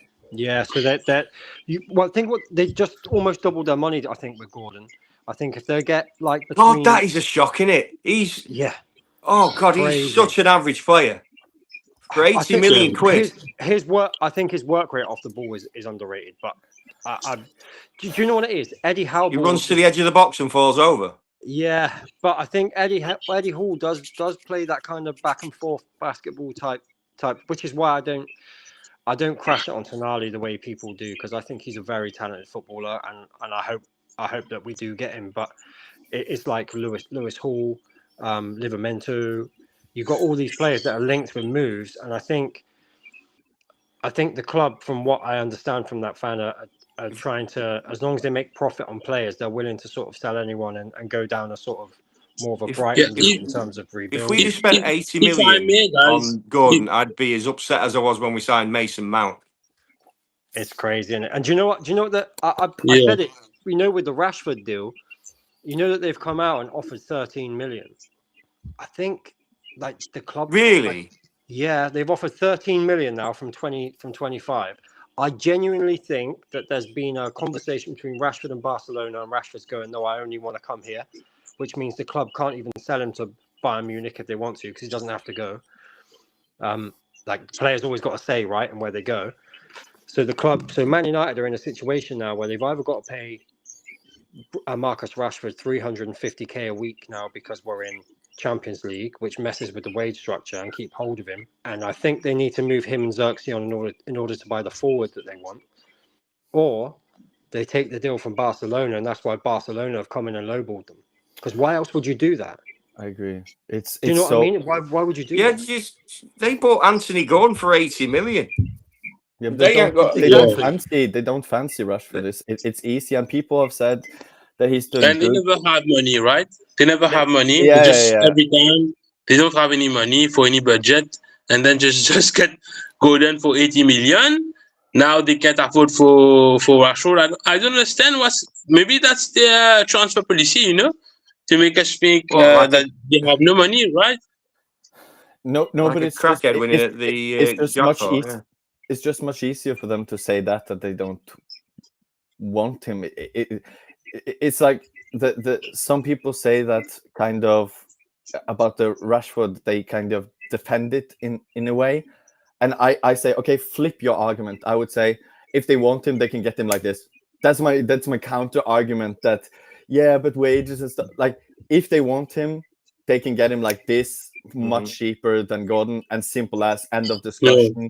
And then people have said to me, like, I celebrated my birthday recently, a couple of days ago, and 21st, 32. Cheers, man. Thank you. And at the after party about 5 a.m, when we all there was Barca fan there. There was an Arsenal fan, and and United of course. We all talked about football, and the Arsenal fans said like, yeah, but Rashford's done good at Barca though, hasn't he? And I said he has, and he hasn't, because before he went there, I said to all of my mates, I say he will end up with about 20 or something goals, and 90% of them will be against Alaves and Real Josias shit. Newcastle. When Oviedo. he had a couple of good games, of course, in the Champions League, but he is a good player and he will have. But in the most part, I said when he goes to Barca, I know what's going to happen. He will have a good season at the end with stats, because he will like score when Barca leading 3-4-0. He will score 1 goal against Real Sociedad shit or whatever, and he will, of course, through a season by playing one of the best teams in the league, get a decent amount of goals. But if you ask Barca supporters if he has done good, there is almost no one saying they want him still, because he had so many disappointing. But people on Twitter see when he comes on and scores like 1 goal, 4-0 or whatever, and they say like, yeah, we should have never gotten rid of Rashford. But they don't see the 90 minutes where he doesn't track back, where he does so many mistakes, where he loses the ball, where he does all the things. And this is coming from a guy who I think Rashford is a really good player, by the way. I just don't think he's starting for Barcelona good. But I think Rashford, like when he's on it, I think he's probably one of the best wingers in the world. So this is not me like hating on him or whatever. I just think if Barcelona really wanted him, they could have gotten him easy as that. And the reason they say they are broke, it's not a mind game. It's just to keep him motivated. Because imagine the flip side, if in February they said, no, we just don't want him. We have money, but we just don't want him. Like, yeah, of course, they're going to drag it out. I understand that, but you'd hope if Barca do that to Rashford, he has the professional and mental aptitude to turn around and go, right, I'm going to go back to United and show you what you're missing. And then they say United don't want you back.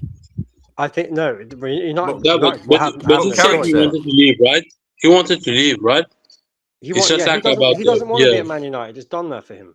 He was so happy when they won the Liga title there. Yeah, with Rashford going back, because I know the character thing, but the relationship is broken between and I know the argument that everything can be fixed if he does good, but just imagine again he comes back, like his number 10 shirt is gone from Cunha, and just imagine the whole Cunha Rashford thing again. It will just bring up all the drama. Every eye will be on him. He has 1 bad game, and we go, "Oh, there's Rashford not tracking back." Like that relationship is done, broken, done, and he knows. Everyone knows. Let's be fair to Rashford for once. Like, for one thing, like he's clearly been promised a lot by the club, and they haven't delivered. Like 100%. And that's so like and he's a Man United fan. He really is a Man United fan, and he went through the academy and all these things. And I think he loves the club, but he's at the place in his career now where you can't blame him for wanting to go and win things. And there's no guarantee at Man United that he will. And I genuinely think that Barcelona and Rashford have had that conversation with the agents and what have you, that they're going to go in for him, and he's only going to go to Barcelona.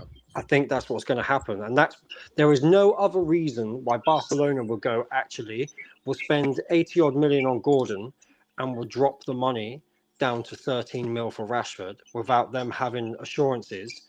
And knowing, by the way, they know full well that Rashford doesn't want to be at Man United, and Man United want to move him on. They know this. This is what I'm saying. Would you say that Gordon is a younger version of Rashford? No, I wouldn't. So they don't both play in the same position. But they play the same position, right? But Gordon plays in the left as well. They're not the same. They're not the same player.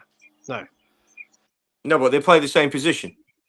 Yeah, on the left side, right? They play off the left side, but Rashford can play off the right or through the middle, not as well as off the left. But but he's not. No, I mean, his best position is on the left, right? Exactly. Yeah.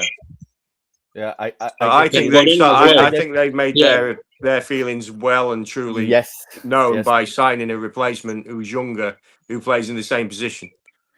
I agree with Ian because they have Yamal and Rafinha as their number ones, and then Gordon will kind of be like the 80 million, like they spent a lot of. Rashford will then be the fourth in line, and in my opinion, like I think that's ludicrous. Like I think Rashford is not in the same conversation even as Gordon. Like I think Rashford is so much better, and I think it's so.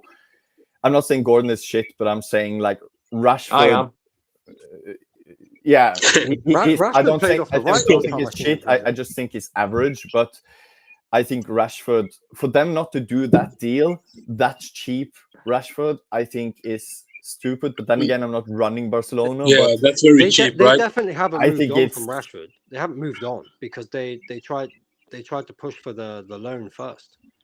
So it's the loan that they wanted first, to extend the loan deal with an option to buy at the end. Yeah. That Rashford played off the right last time I seen him play for Barcelona. I think that Rashford for me is one of if not the best forward off the bench. He's a rotational player for me. What was actually was the fee for him to move to Barca? It was 40 million, right? 30. No, and they spent twice to get Gordon. No, I think it was like 26, wasn't it? 30 or 40? £30 million, £30 million. It's peanuts. Exactly. This is what that's I'm saying. Quite cheap for such a player, they right? They know they can save a bit of money here by lowballing, knowing that Rashford wants to go there, and that Man United need to sell him. They'll be aware. The same as real. And again, I want you all of you guys a bit short opinion on this because I think it's a real conundrum. If we turn this conversation away from Barca and then go to Rashford, because I agree with everything's being said, but okay, now we all are Rashford in his head, like, but why are you so desperate to be in Barcelona when the two best players on the team, except for maybe Pedri, is Yamal and Rafinha? Like, why are you so desperate? And they just bought Gordon. Why would you be desperate to stay in Barcelona instead of if I was Rashford and had his talent, I would go to a club that I start like they play counter-attacking, quick football, 4-3-3. The winger position is there. I can play 38 games a season basically, and be the main man. I don't get why he is like, oh, I want to stay at Barcelona and be third, fourth choice behind, like, because I know rotation and a lot of competitions and stuff, but legit, the best players in Barcelona is the captain or vice captain, Rafinha, and Yamal, one of the biggest talents we've seen in years. Those play Bayern in is position. also interested, right? Why are you desperate to be? That's my point, Helgi. I just get it. Well, if you've got any professional trophies, haven't you? 50%. Yeah, but if you got any professional feeling, and I don't want to sound like too disparaging against Anthony Gordon. If somebody bought Anthony Gordon, if I had Rashford talents and somebody bought Anthony Gordon to replace me, that's like, yeah, that's insulting. we don't know that's a replacement. It might be the plan is to get Gordon and Rashford, but they won't get them. But they're not going to buy Gordon and then go and ask for the loan deal. The club refused the loan deal and say no, they want to sell him, and then go in with another offer and lowball for it. Yeah, but say you're right. Let's say you're right. Why would you still be there? The two best players is wingers in his position. Because wow, there's a really simple. He's coming into the prime of his career. He needs to be the first choice wherever he's playing. So one, I think Marcus Rashford will back himself, which is he should. And two, there's a 50% chance you're going to win the league. Like, there's only two teams competing there. Like, he's going for trophies, and maybe he really likes living in Barcelona. But why not go for Bayern as well? Yeah, Bayern but as well maybe- being league every year, I right? get that, but back yourself in taking the vice captain, the Starman's team, or Yamal, one of the big. Like I get the back yourself, but those are legit. Like he won't take those two Oh no, places. he's not. I'm not saying he'll take Yamal's place. I'm saying that he'll be rotated enough and get enough minutes to pick up trophies. Yeah, He'll play a lot of football. if he's happy with that, but I'm just saying he. I think he will be, and I think Yeah. that's again. He's I'm not saying played. I'm not saying you're wrong. I'm just saying in my head, me I and have him. to look. then- I have to look at why Barcelona moved the way that they did, and I get those. they're I clearly get still them. infant. I don't get Rashford. No, but I think for Rashford, it's a case of like I've played at one club all this time, and now I want to compete for trophies. And maybe he's lived in Barcelona for a bit and he loves it there. Like maybe he's Yeah, like I'm just maybe he saying likes Yeah. playing for that manager. Maybe he likes the squad. And, But and it's in something that he wants. history, I don't remember Barcelona buying two English players. So like I don't know. I think they might not get. They will only get one. I don't remember them signing two English players in a short span of time like that. Rich, who did After they have? Anthony Gordon, they won't Didn't they have sign him for someone else another when they 30 got Gary years. Lineker? You say they got Marquez and Gary Lineker at the same time. Yeah, that's Obviously right. Marquez Yeah, as well. Really? Gary Lineker, same What time. It didn't work out that well. That's very old, That's right?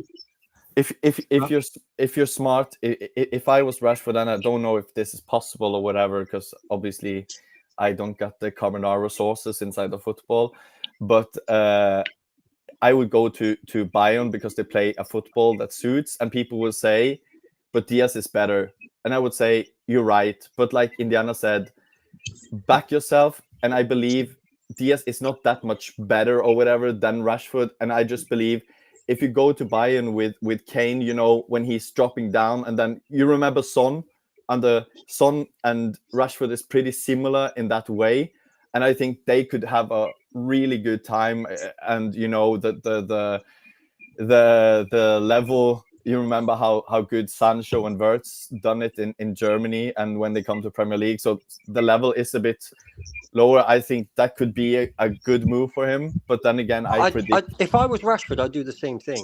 But I'm just thinking, like, why? What if he only wants to go to Barcelona? You know, let you hear him. like, you know, like Yeah, when but you hear Man United in for players, like foreign players, and they'll go to Chelsea or Arsenal because it's in London. United. understand what I'm saying? Let's focus on the team. Do you remember when Beckham was like being lined up to go to Barcelona? He wanted Madrid.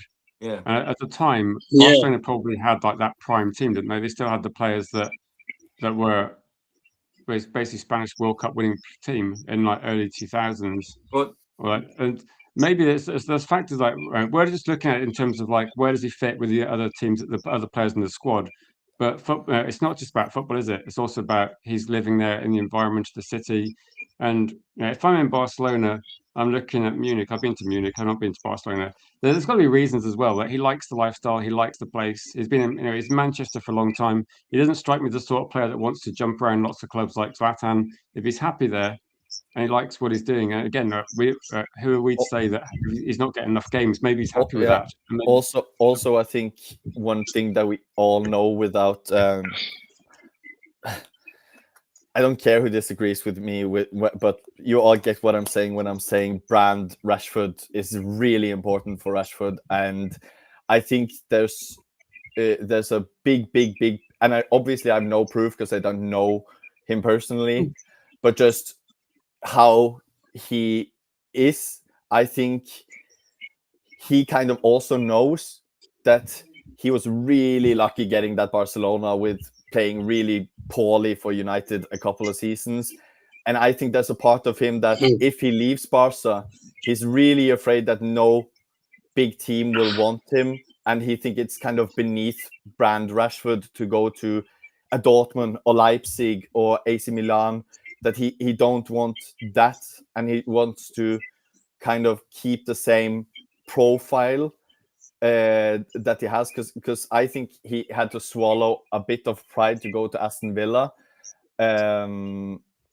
but he just had to, and that's why he was like on every podcast of Barcelona supporters before he went there. Like he really grafted to get that Barcelona move. And I think that's also kind of a Yeah, reason. right?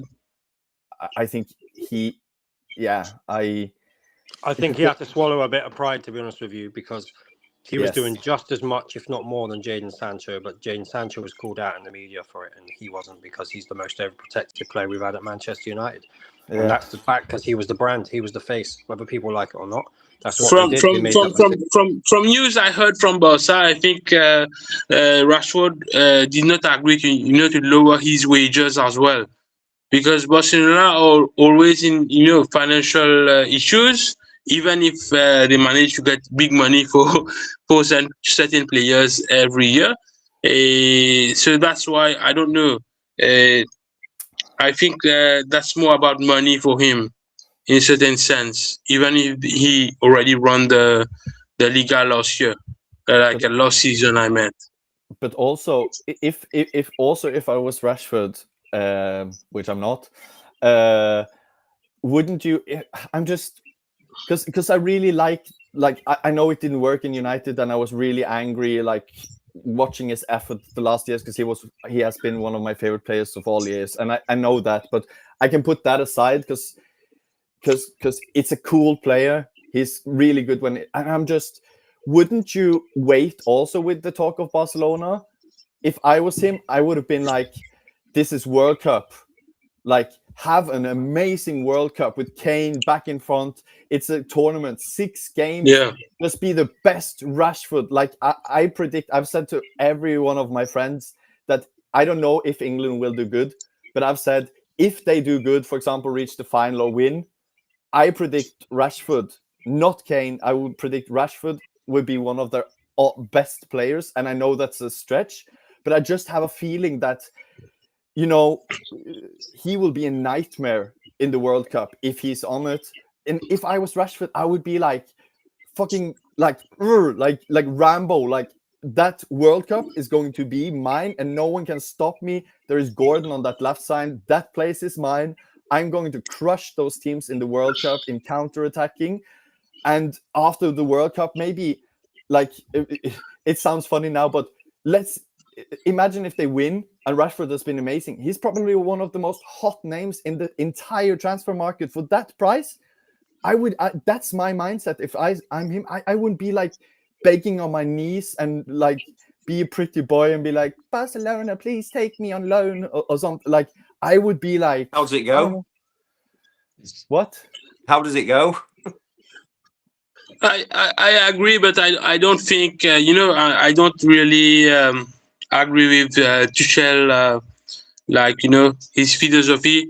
Even with his final selection, I don't think he got it right. There's a lot of criticism before he's going to the World Cup, but I don't know. Maybe he just picking players based on his system, but I don't know. I have been following England for quite some time. Southgate was quite criticized for a lot of years, but this guy, I think, even in the World Cup, where he did not do very well, England was just winning 1-0, 1-0, 2-1. Ederson playing as midfield, I don't know. I'm very pessimist in terms of what he might achieve. He might surprise us all, and we will just be very disappointed in terms of his team selection. What do you think? Yeah, I agree, because what I just said doesn't mean that I think England is going to smash it and do good. I'm just saying if they do, I just have a feeling that Rashford will be one of the big reasons for it. And I got no proof, no evidence, no nothing. It's just a gut feeling if they do good. But will they do good, like you say? I'm skeptical about that. But as you might know, Sebastian and Ian and everyone, I care about one team in the World Cup, and I think every team in the World Cup should be afraid of us. Norway. Can I just ask, what if Rashford only wants Barcelona, and then it's a case of Barcelona or Man United? What's the right move? If he has a good World Cup, that will be taken out of his hands, because for the price, like Helgi said, they'll be queuing up for him. Yes. Yeah, And but he's got to want to go. yeah, but it becomes a business decision. United hold his registration. He doesn't hold United's registration. So if we've got a queue of teams looking for him, he can go to Barcelona, and then United have got quite an easy deal to negotiate, pay it, or he's going somewhere else.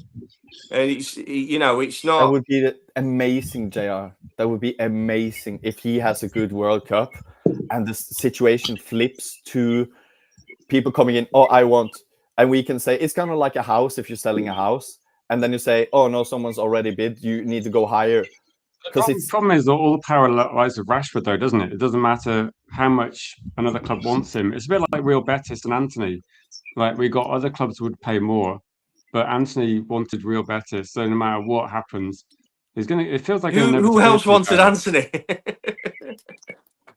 I think Como were going to pay really more. well There was like another club that would pay a bit more, but Anthony wanted to go to Real Betis, who couldn't afford him, it seemed. And it seems like exactly the same story, doesn't it? Like Real Betis, Anthony is going to lower his salary a bit. Real Betis go, oh, I can't really afford it.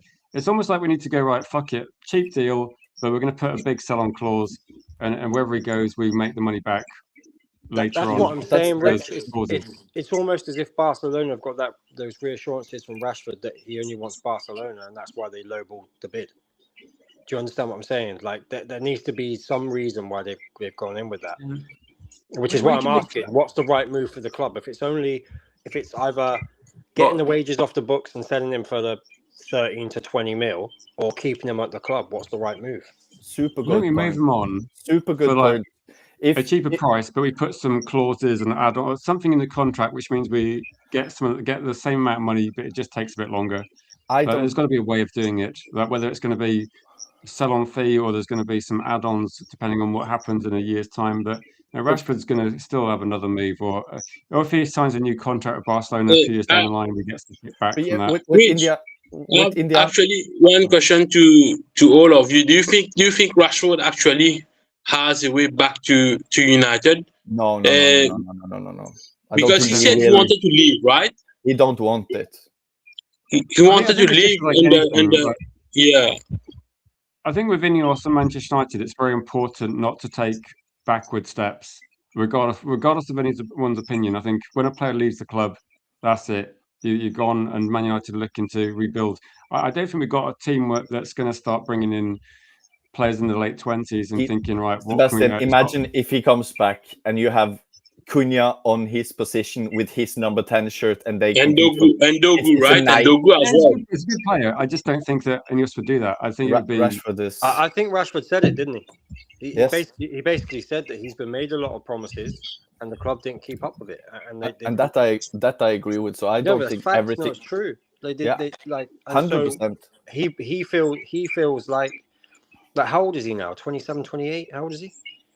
Yeah, around that age, yeah. Around that age. So how long has a pacey forward got, really? We're not talking 3 about to 4 years, not more. Do you know what I'm saying? And so he's going to be looking at it as I've given all this time to the club. They made all these promises like they did for other players. They never delivered.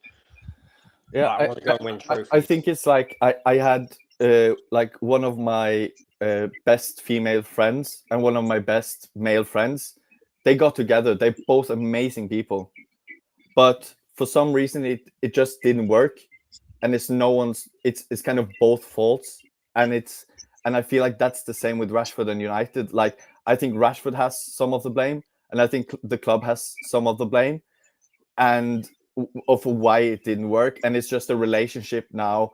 It's no need to go back to because I agree with Rashford on a lot of things, and the club on some things. 100%. Rashford's not innocent in all this. I agree with that. I'm just saying from like, again, I'm trying to look at it logically as to why the club have put. So we've just seen Gordon go for £80 million, and nobody's going to tell me that Gordon's going to score you and get you more goals than Marcus Rashford. No. Why is Marcus Rashford at £26 million? Yeah, in terms of valuation, that's very underrated, right? That's quite cheap. They're very, very cheap. And I know he's on high wages. I know he's on high wages, but he's already saying he'll take a wage cut. And I think Barcelona and Rashford and his agent have had that conversation where he's saying he only wants to go to Barcelona. And so Barcelona's gone, hang on a minute. let's go lowball the bid. I think I can't think why else would they do that. Can I ask JR something? Yeah, go for it.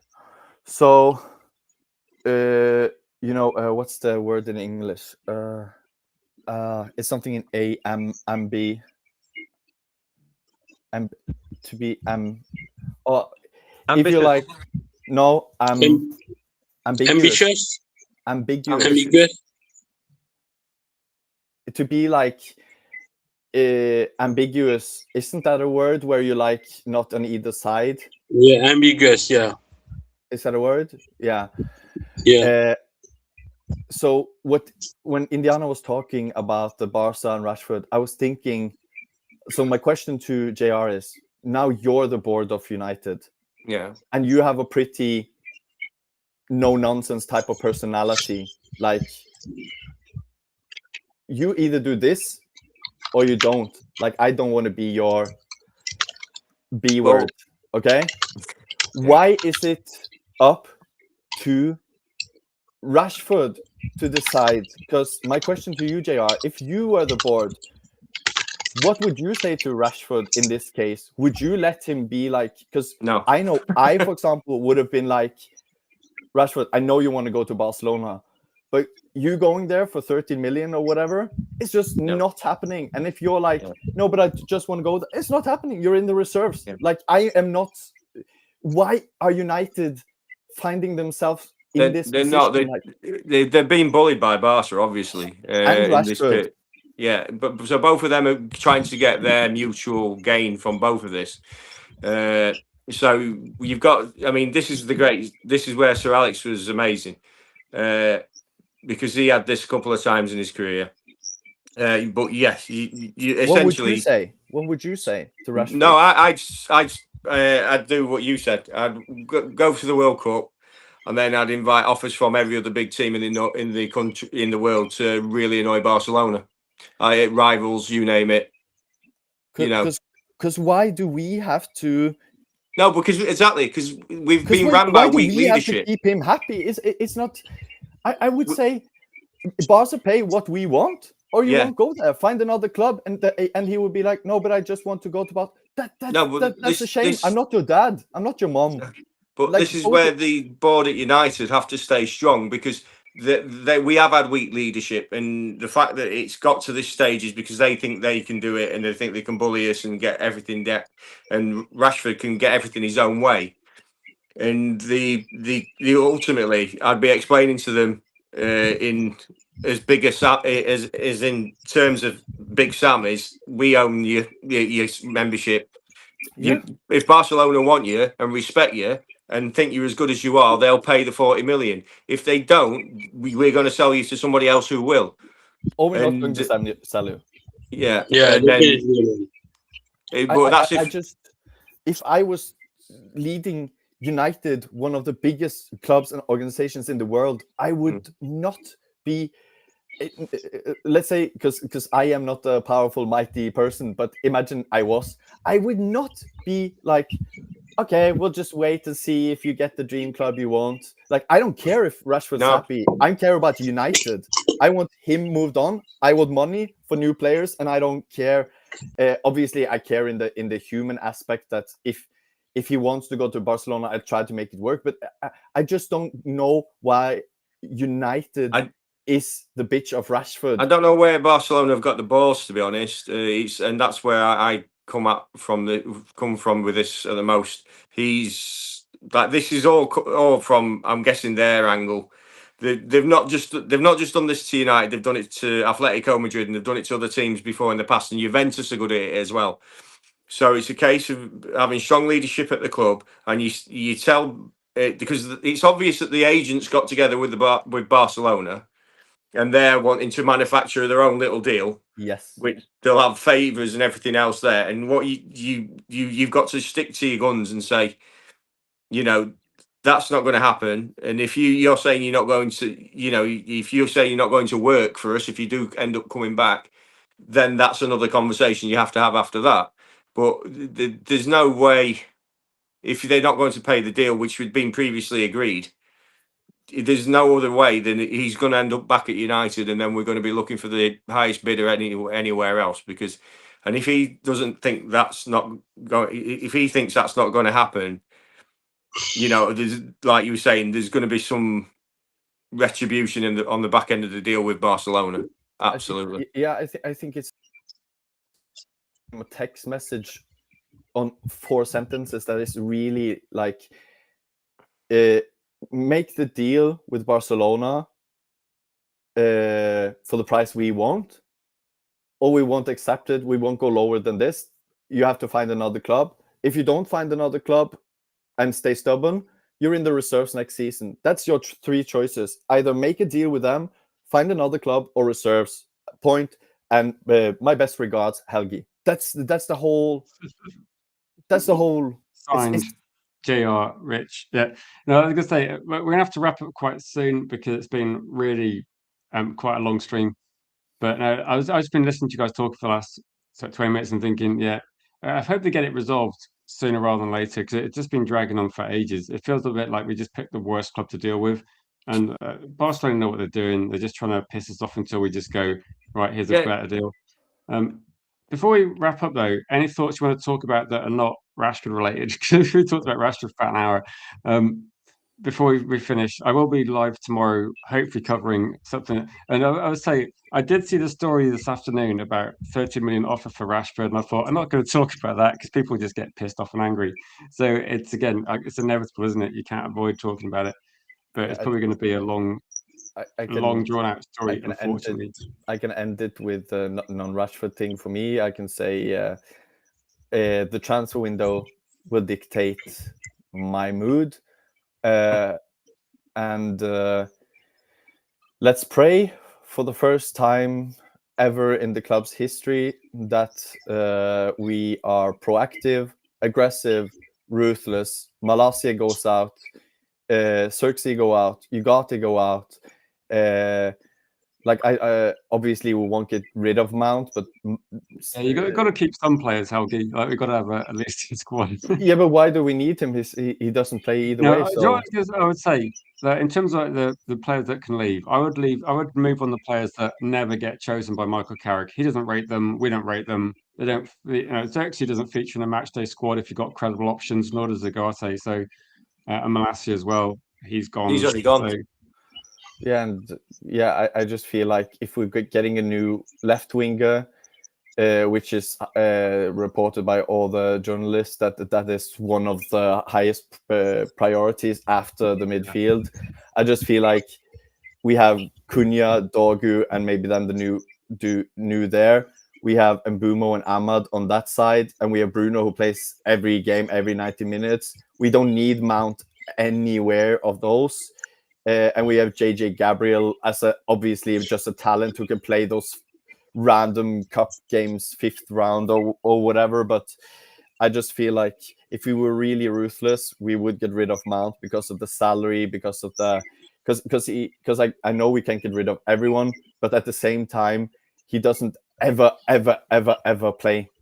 Like he's always injured in the last 3 years. And my mood, but I don't expect us to sell him. And but I will be dictated by how we are in the market, because I don't want these 4 weeks of negotiations with an average player, or like let us for once be like out, in.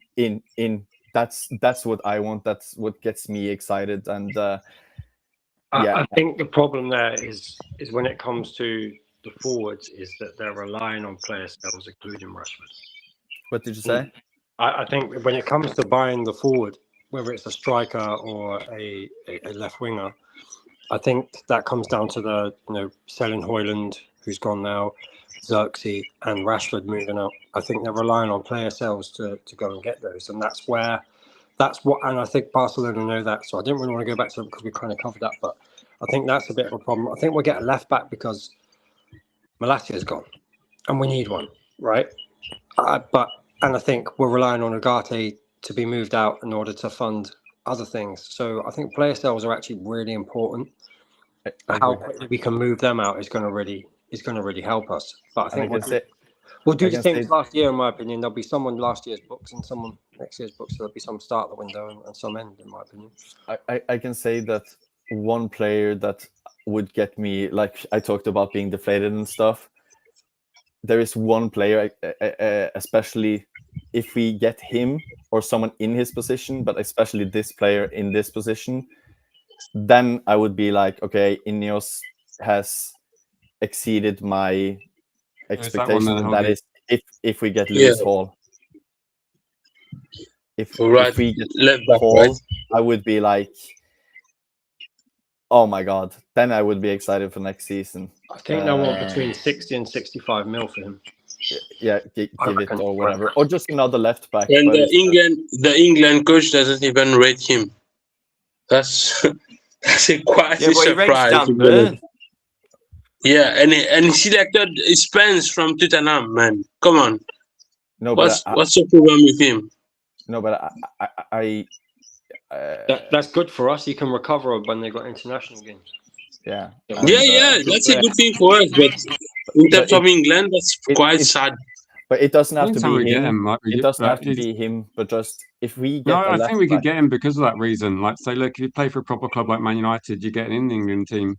But for Newcastle, it's not going to happen. And we can talk while the World Cup is going because he's not going. So that's also. Yeah. Do you think we can? I'm just joking. If there's Newcastle fans, I know there's a Newcastle fan watching earlier. No, I think Man United can get this deal done if they really want to. Do you think Newcastle would say we're in for Tonali as well? Do you think Newcastle will sell us 2 players? No. Because this is the thing. I really want Lewis Hall. I like him, but if Anderson's set on going to City and we can't get too many, and there's only 3 top targets there, and they're set on getting Tonali. I agree. Do you understand what I'm saying? Like, yes, I thought of it 100 times. He can't scrimp on that midfield for me. Yeah, so I agree. So if the situation is Anderson goes to City, Tremini stays, then I would rather us get Tonali and another left back than him. So yeah, I agree. I think actually Carrick is going to consider Dogu more like like a left winger instead of a left back. So I might think we are going to go for a left winger, but unfortunately Hall is going to cost us quite a lot because he's very good, and I don't know why Tuchel did not get him for the England squad. That's quite sad actually. What was the question from Vicky? Vicky's question is summarised like, do you think that Ineos are going to be smart enough to realise they need to get deals done? It's going to be before the World Cup if they can, but also maybe players that are not at the World Cup will be achievable during that process as well. I think they might have. Maybe we got lucky that some of the players that we're looking at or want aren't at a World Cup, like Tonali, Fernandez, Lewis Hall as examples, Ederson. But I think it's coincidence more than anything that we could be lucky that these deals could be done or discussed with not the World Cup. But I think they know that. I think that's why they're trying to get a couple of deals done quite early. Before we wrap up, any final comments, JR? Like, no, I mean, I think okay with things. Yeah, I think to be honest, I echo a lot of what Helgi said. I think they're night and day from Woodward and Co. I think we've already got one over the line, and I think in Ederson, I think that's just going to be announced. All the top, Ornstein, everybody's reporting that, and I think 2 and 3 might be by the sort of the first week of the World Cup be announced. But we won't know, will we, till the end of the summer? But what is obvious compared to how the previous regimes have worked. This is 2 years in a row now. We've got a player in May, which never happened since Fergie. No, I agree. I think it seems to be that a lot of people are expecting Ineos to be able to get the top targets, but a lot of it comes down to the player. For me, the good thing that's happening now is that the other targets, like say the second, third, and fourth targets, also make sense profile-wise. It's not like we're going, let's try and get too many. Oh, we can't get too many. Okay, never mind. In that case, we'll go for, I don't know, then just pick a striker or something. Go, if we can't get him, we'll get like We are actually looking for midfielders to start with, and we've got other players we're looking at. It feels also, when I look at the players we're linked to, they all work. They're all good options. It's not like we had the window where Ole Gunnar Solskjaer we wanted a CDM. We go, don't worry, guys, we got Ronaldo. Okay, right. Interesting move. So it feels like, at least whether they get it done or not, it feels like they're actually making sensible. It feels like a sensible plan. Put it that way. So whether it works out or not, I don't know. But I just want to say big thanks to people that got involved tonight. It wasn't intentionally supposed to be like this long a stream, but I took a few days off, so it's difficult because you kind of miss talking about football. So I've kind of had like 2 or 3 streams in a row, I think, tonight. We did the Rashford streams. If anyone talks about Rashford tomorrow, I'm just going to ignore you. We talked about that plenty. Big up to JR as well, and Indiana, for people I've known for like quite a long time. So when we can talk about Ollie, I wasn't like campaigning to get rid of Ollie. And to be honest, the question from Sebastian, I think Ole Gunnar Solskjaer and Michael Carrick both do the same level if they come in January. I think Ruben Amorim got so many things wrong. I think a competent manager just gets the job done and gets top 4. I don't think it would have mattered who he got in as long as they did the sensible things. Yeah, and if it goes upside down with Carrick next year, they can get Ollie back, can't they? Yeah. But my point, with Carrick, I think we might be very surprised. I hope we are going to be surprised next year in a good way, because I don't know. I feel that he got more, in terms of his like I said earlier, tactical flexibility, and he's quite the calm guy. You're going to be surprised by me. Just shut up and watch me do something. So I hope you're going to be surprised in a good way in next season, right? I'll take some really well. So I don't think I'll be surprised. I like the positivity, so I'll try to take. Can I just ask? Yeah. One also, quick thanks question? to Vicky as well. Big thanks. One question for this really simple, just the most basic answer you can give. I always ask this question lately.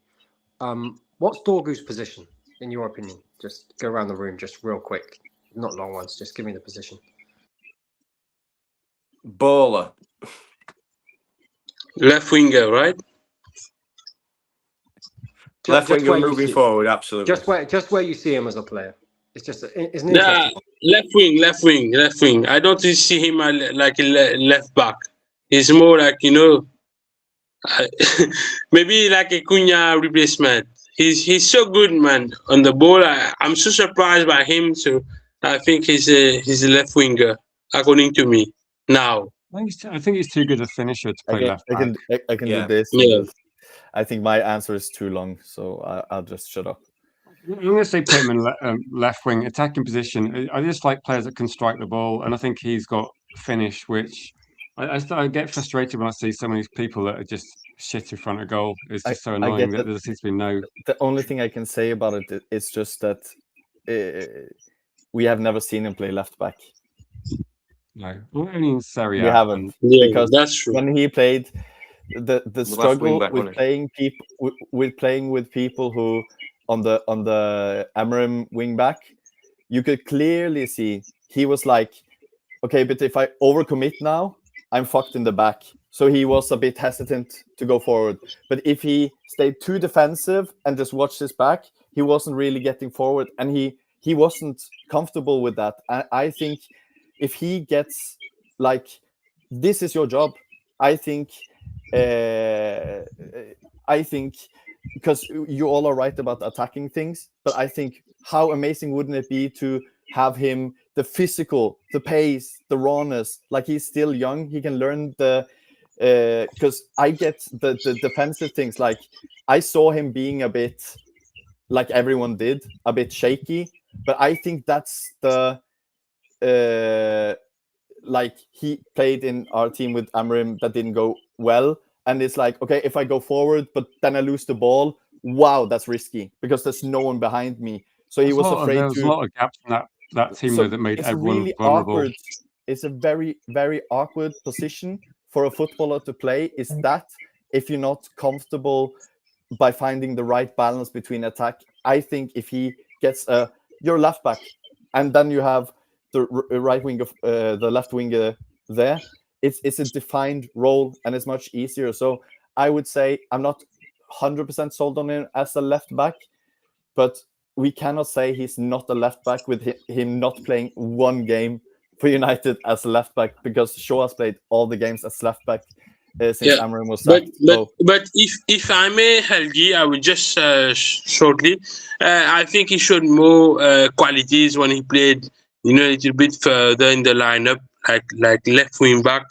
Even if in terms of his headers, in terms of his constructive, he was like it's a bit like a finisher, like a winger as well. So I don't know. I don't think Carrick is going to consider him as a left defender, left back defender for next season. I think we might go for one available in the transfer market. Or is the answer in between?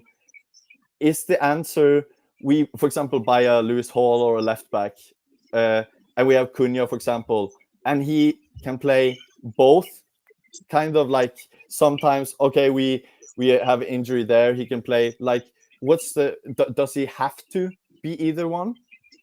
That's also a question. Like, is there something wrong with there are a lot of right backs, for example, Frimpong, he can play right back and right winger. There are lots of players that can play both, and he's a hard worker. Like, is that also a thing? Like, does he have to have only one position and really strict about it?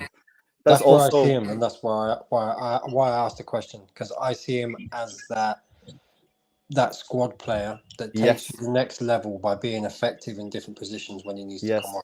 And I only ask really because there's a lot of people that are adamant that he's a left back and he should only be a left back. And I'm just wondering where you were with it. That's probably just like the amount of games he played at left back, but I think it was just literally where the opportunity was when he broke in. And now, also, I think it's. Also, do you think, Indiana, can I just ask you a question? Do you think this is something that also you're looking at? That a lot of players we're signing, I think sometimes it's an indication of a better quality of footballer, but also there does seem to be more players we're signing that they're not going to be optimal in different positions, but we do see players that maybe are comfortable in more than one position. Yeah, but it's something it's something that's needed to happen for ages, because we've been so weak and such a pushover for so many years. I think we've gone down this route of having system footballers, or trying system footballers, in terms of the Donny van der Beeks or the Xerxes or what have you.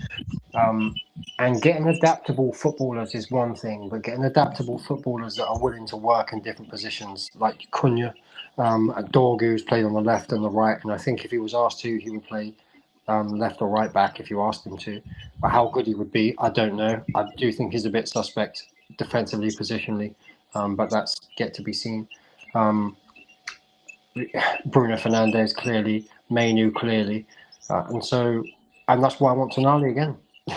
I just think he's adaptable like that. I think they've looked at that. Flexibility, isn't it? It means that if you got a lot of flexibility, can I also say this, that is there also a point that I don't know Indiana's age. I don't need your age. I'm not saying that, but I'm just saying all of you guys are a bit older than me, and like, we all have grown up and watched so much football. Is there also a case for, but why do we have to why is the brain of fans, why do Dorgu have to have a position right now also? Because I see the same with Mainu, like, he's a 6, he's 8, I'm like, he's a young, good player. Dorgu's a young, good player. Like, what if he looks like a winger now, and in 1 year, he is like, Bale, he was a left back, and then he was a left wing. Like, why can't we just say they're good players? We don't need to put them in a bracket. Let's just see what they develop into, because I don't even think Mainu. Yeah, but do you think also, like, where was Wayne Rooney's position? Because sometimes it's on the left, sometimes it's the second striker, sometimes it's the striker, sometimes it's midfield. If you've got players of that quality, then depending on like how you want to play a game of football, or who's available, who's injured, your game, like what games are coming up, then it does mean that he could be a left back, he could be a left wing, he could be a right wing. Don't have a fixed position, right? And remember when Evra came in, He was horrible the first 6 months, and that was a player who I don't think Dorgu was actually that bad. I think the system was that You made can't have a look player worse. who can hit a strike that well on the Yeah, half volley Dogu is playing quite at left good back. actually. Yeah, because that's what I'm saying. Like, for example, if you see a lot of good left backs like Kolarov, Marcelo, Di Marco that plays for Inter, there are a lot of good left backs that have good strike. But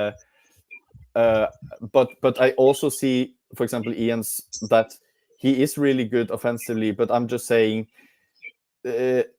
I don't think he is ever going to be good enough to be like a real proper starter for United. Like, he is that level of a winger, and that's why I say maybe then try to mold him into a really good attacking physical beast of a left back with that is good offensively as well.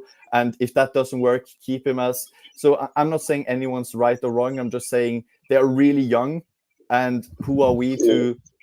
Like, I bet if we called Mainu and Dorgu and asked them now on this stream, what position are you? I think both of them would say, I don't know, I'm still young and figuring out. So yeah. Well, Dorgu did, didn't he? He did an interview for Denmark. Yeah. What did he say? You know, on another note, I don't just coming back to the England squad. I don't think as well. I don't understand how Dan Burn could be better than Maguire this year, or even how Spence could be better than all the left or right wingers we've got, right? So I don't know. I'm not really optimistic, you know, for this World Cup, but you know, that's his choice. We just have to get along with it. So Some and I hope managers you just might take be to for the certain players. That's all it is. Like some managers have, they want a way of playing, and they look at relationships on the pitch, and they also take to certain players and don't take to others.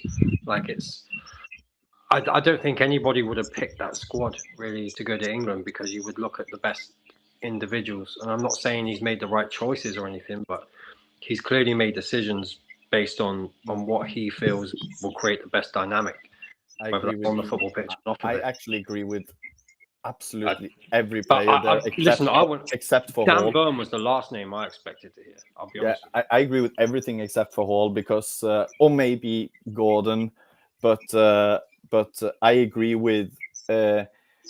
It's a shame. Like, Palmer is an excellent player, but he has an ego, and it's about like. Saka, like, I think one of the brilliant. I think one of the most White brilliant as well, right? Gibbs White's a horrendous miss, yeah. Yeah. I would have maybe taken him, but the thing is, you have, for example, Bellingham and Rodgers in the 10, and I wouldn't take anyone else. And then you say Saka and Madueke, and I think that is like a brilliant genius choice by him, because that's exactly the dynamic in the club. And Saka is going to play most anyways, and Madueke is going to be so happy coming along and being supportive of his best friend, and then maybe coming on to do something, while Palmer would have been there like, why am I not playing? Why am I not playing? I think that's a brilliant thing that could have looked stupid now, but they are going to sleep in the hotel room together. They are best friends. Like, I think he have thought about everything about dynamics and stuff, but the Lewis Hall one, I can't ever agree with. Yeah, that's I just want to get Michael's view on anything Man United before we go. Thanks for calling in, Michael. We have been live for like nearly 4 hours, so we're going to wrap up in a couple of minutes. But anything you want to say before we call it a day? I will try and do a midweek stream like this, and maybe next Sunday as well. Any thoughts?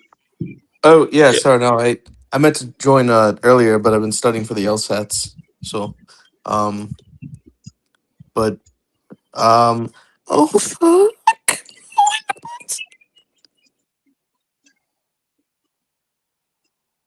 Okay, that was moving on. Anyway, guys, I'll probably be doing one of these maybe midweek, but starting every next Sunday as well. JR, Indiana, Sebastian, Helgi, everyone in the chat, thanks for getting involved. And cheers, people in the comments, Nice having me on, Rich. if you managed to stick to the end, big up to you guys. Thanks for enduring an hour of Rashford chat before we then. No idea. Anyway, guys, thanks for watching, and we'll see you guys soon. Night, guys.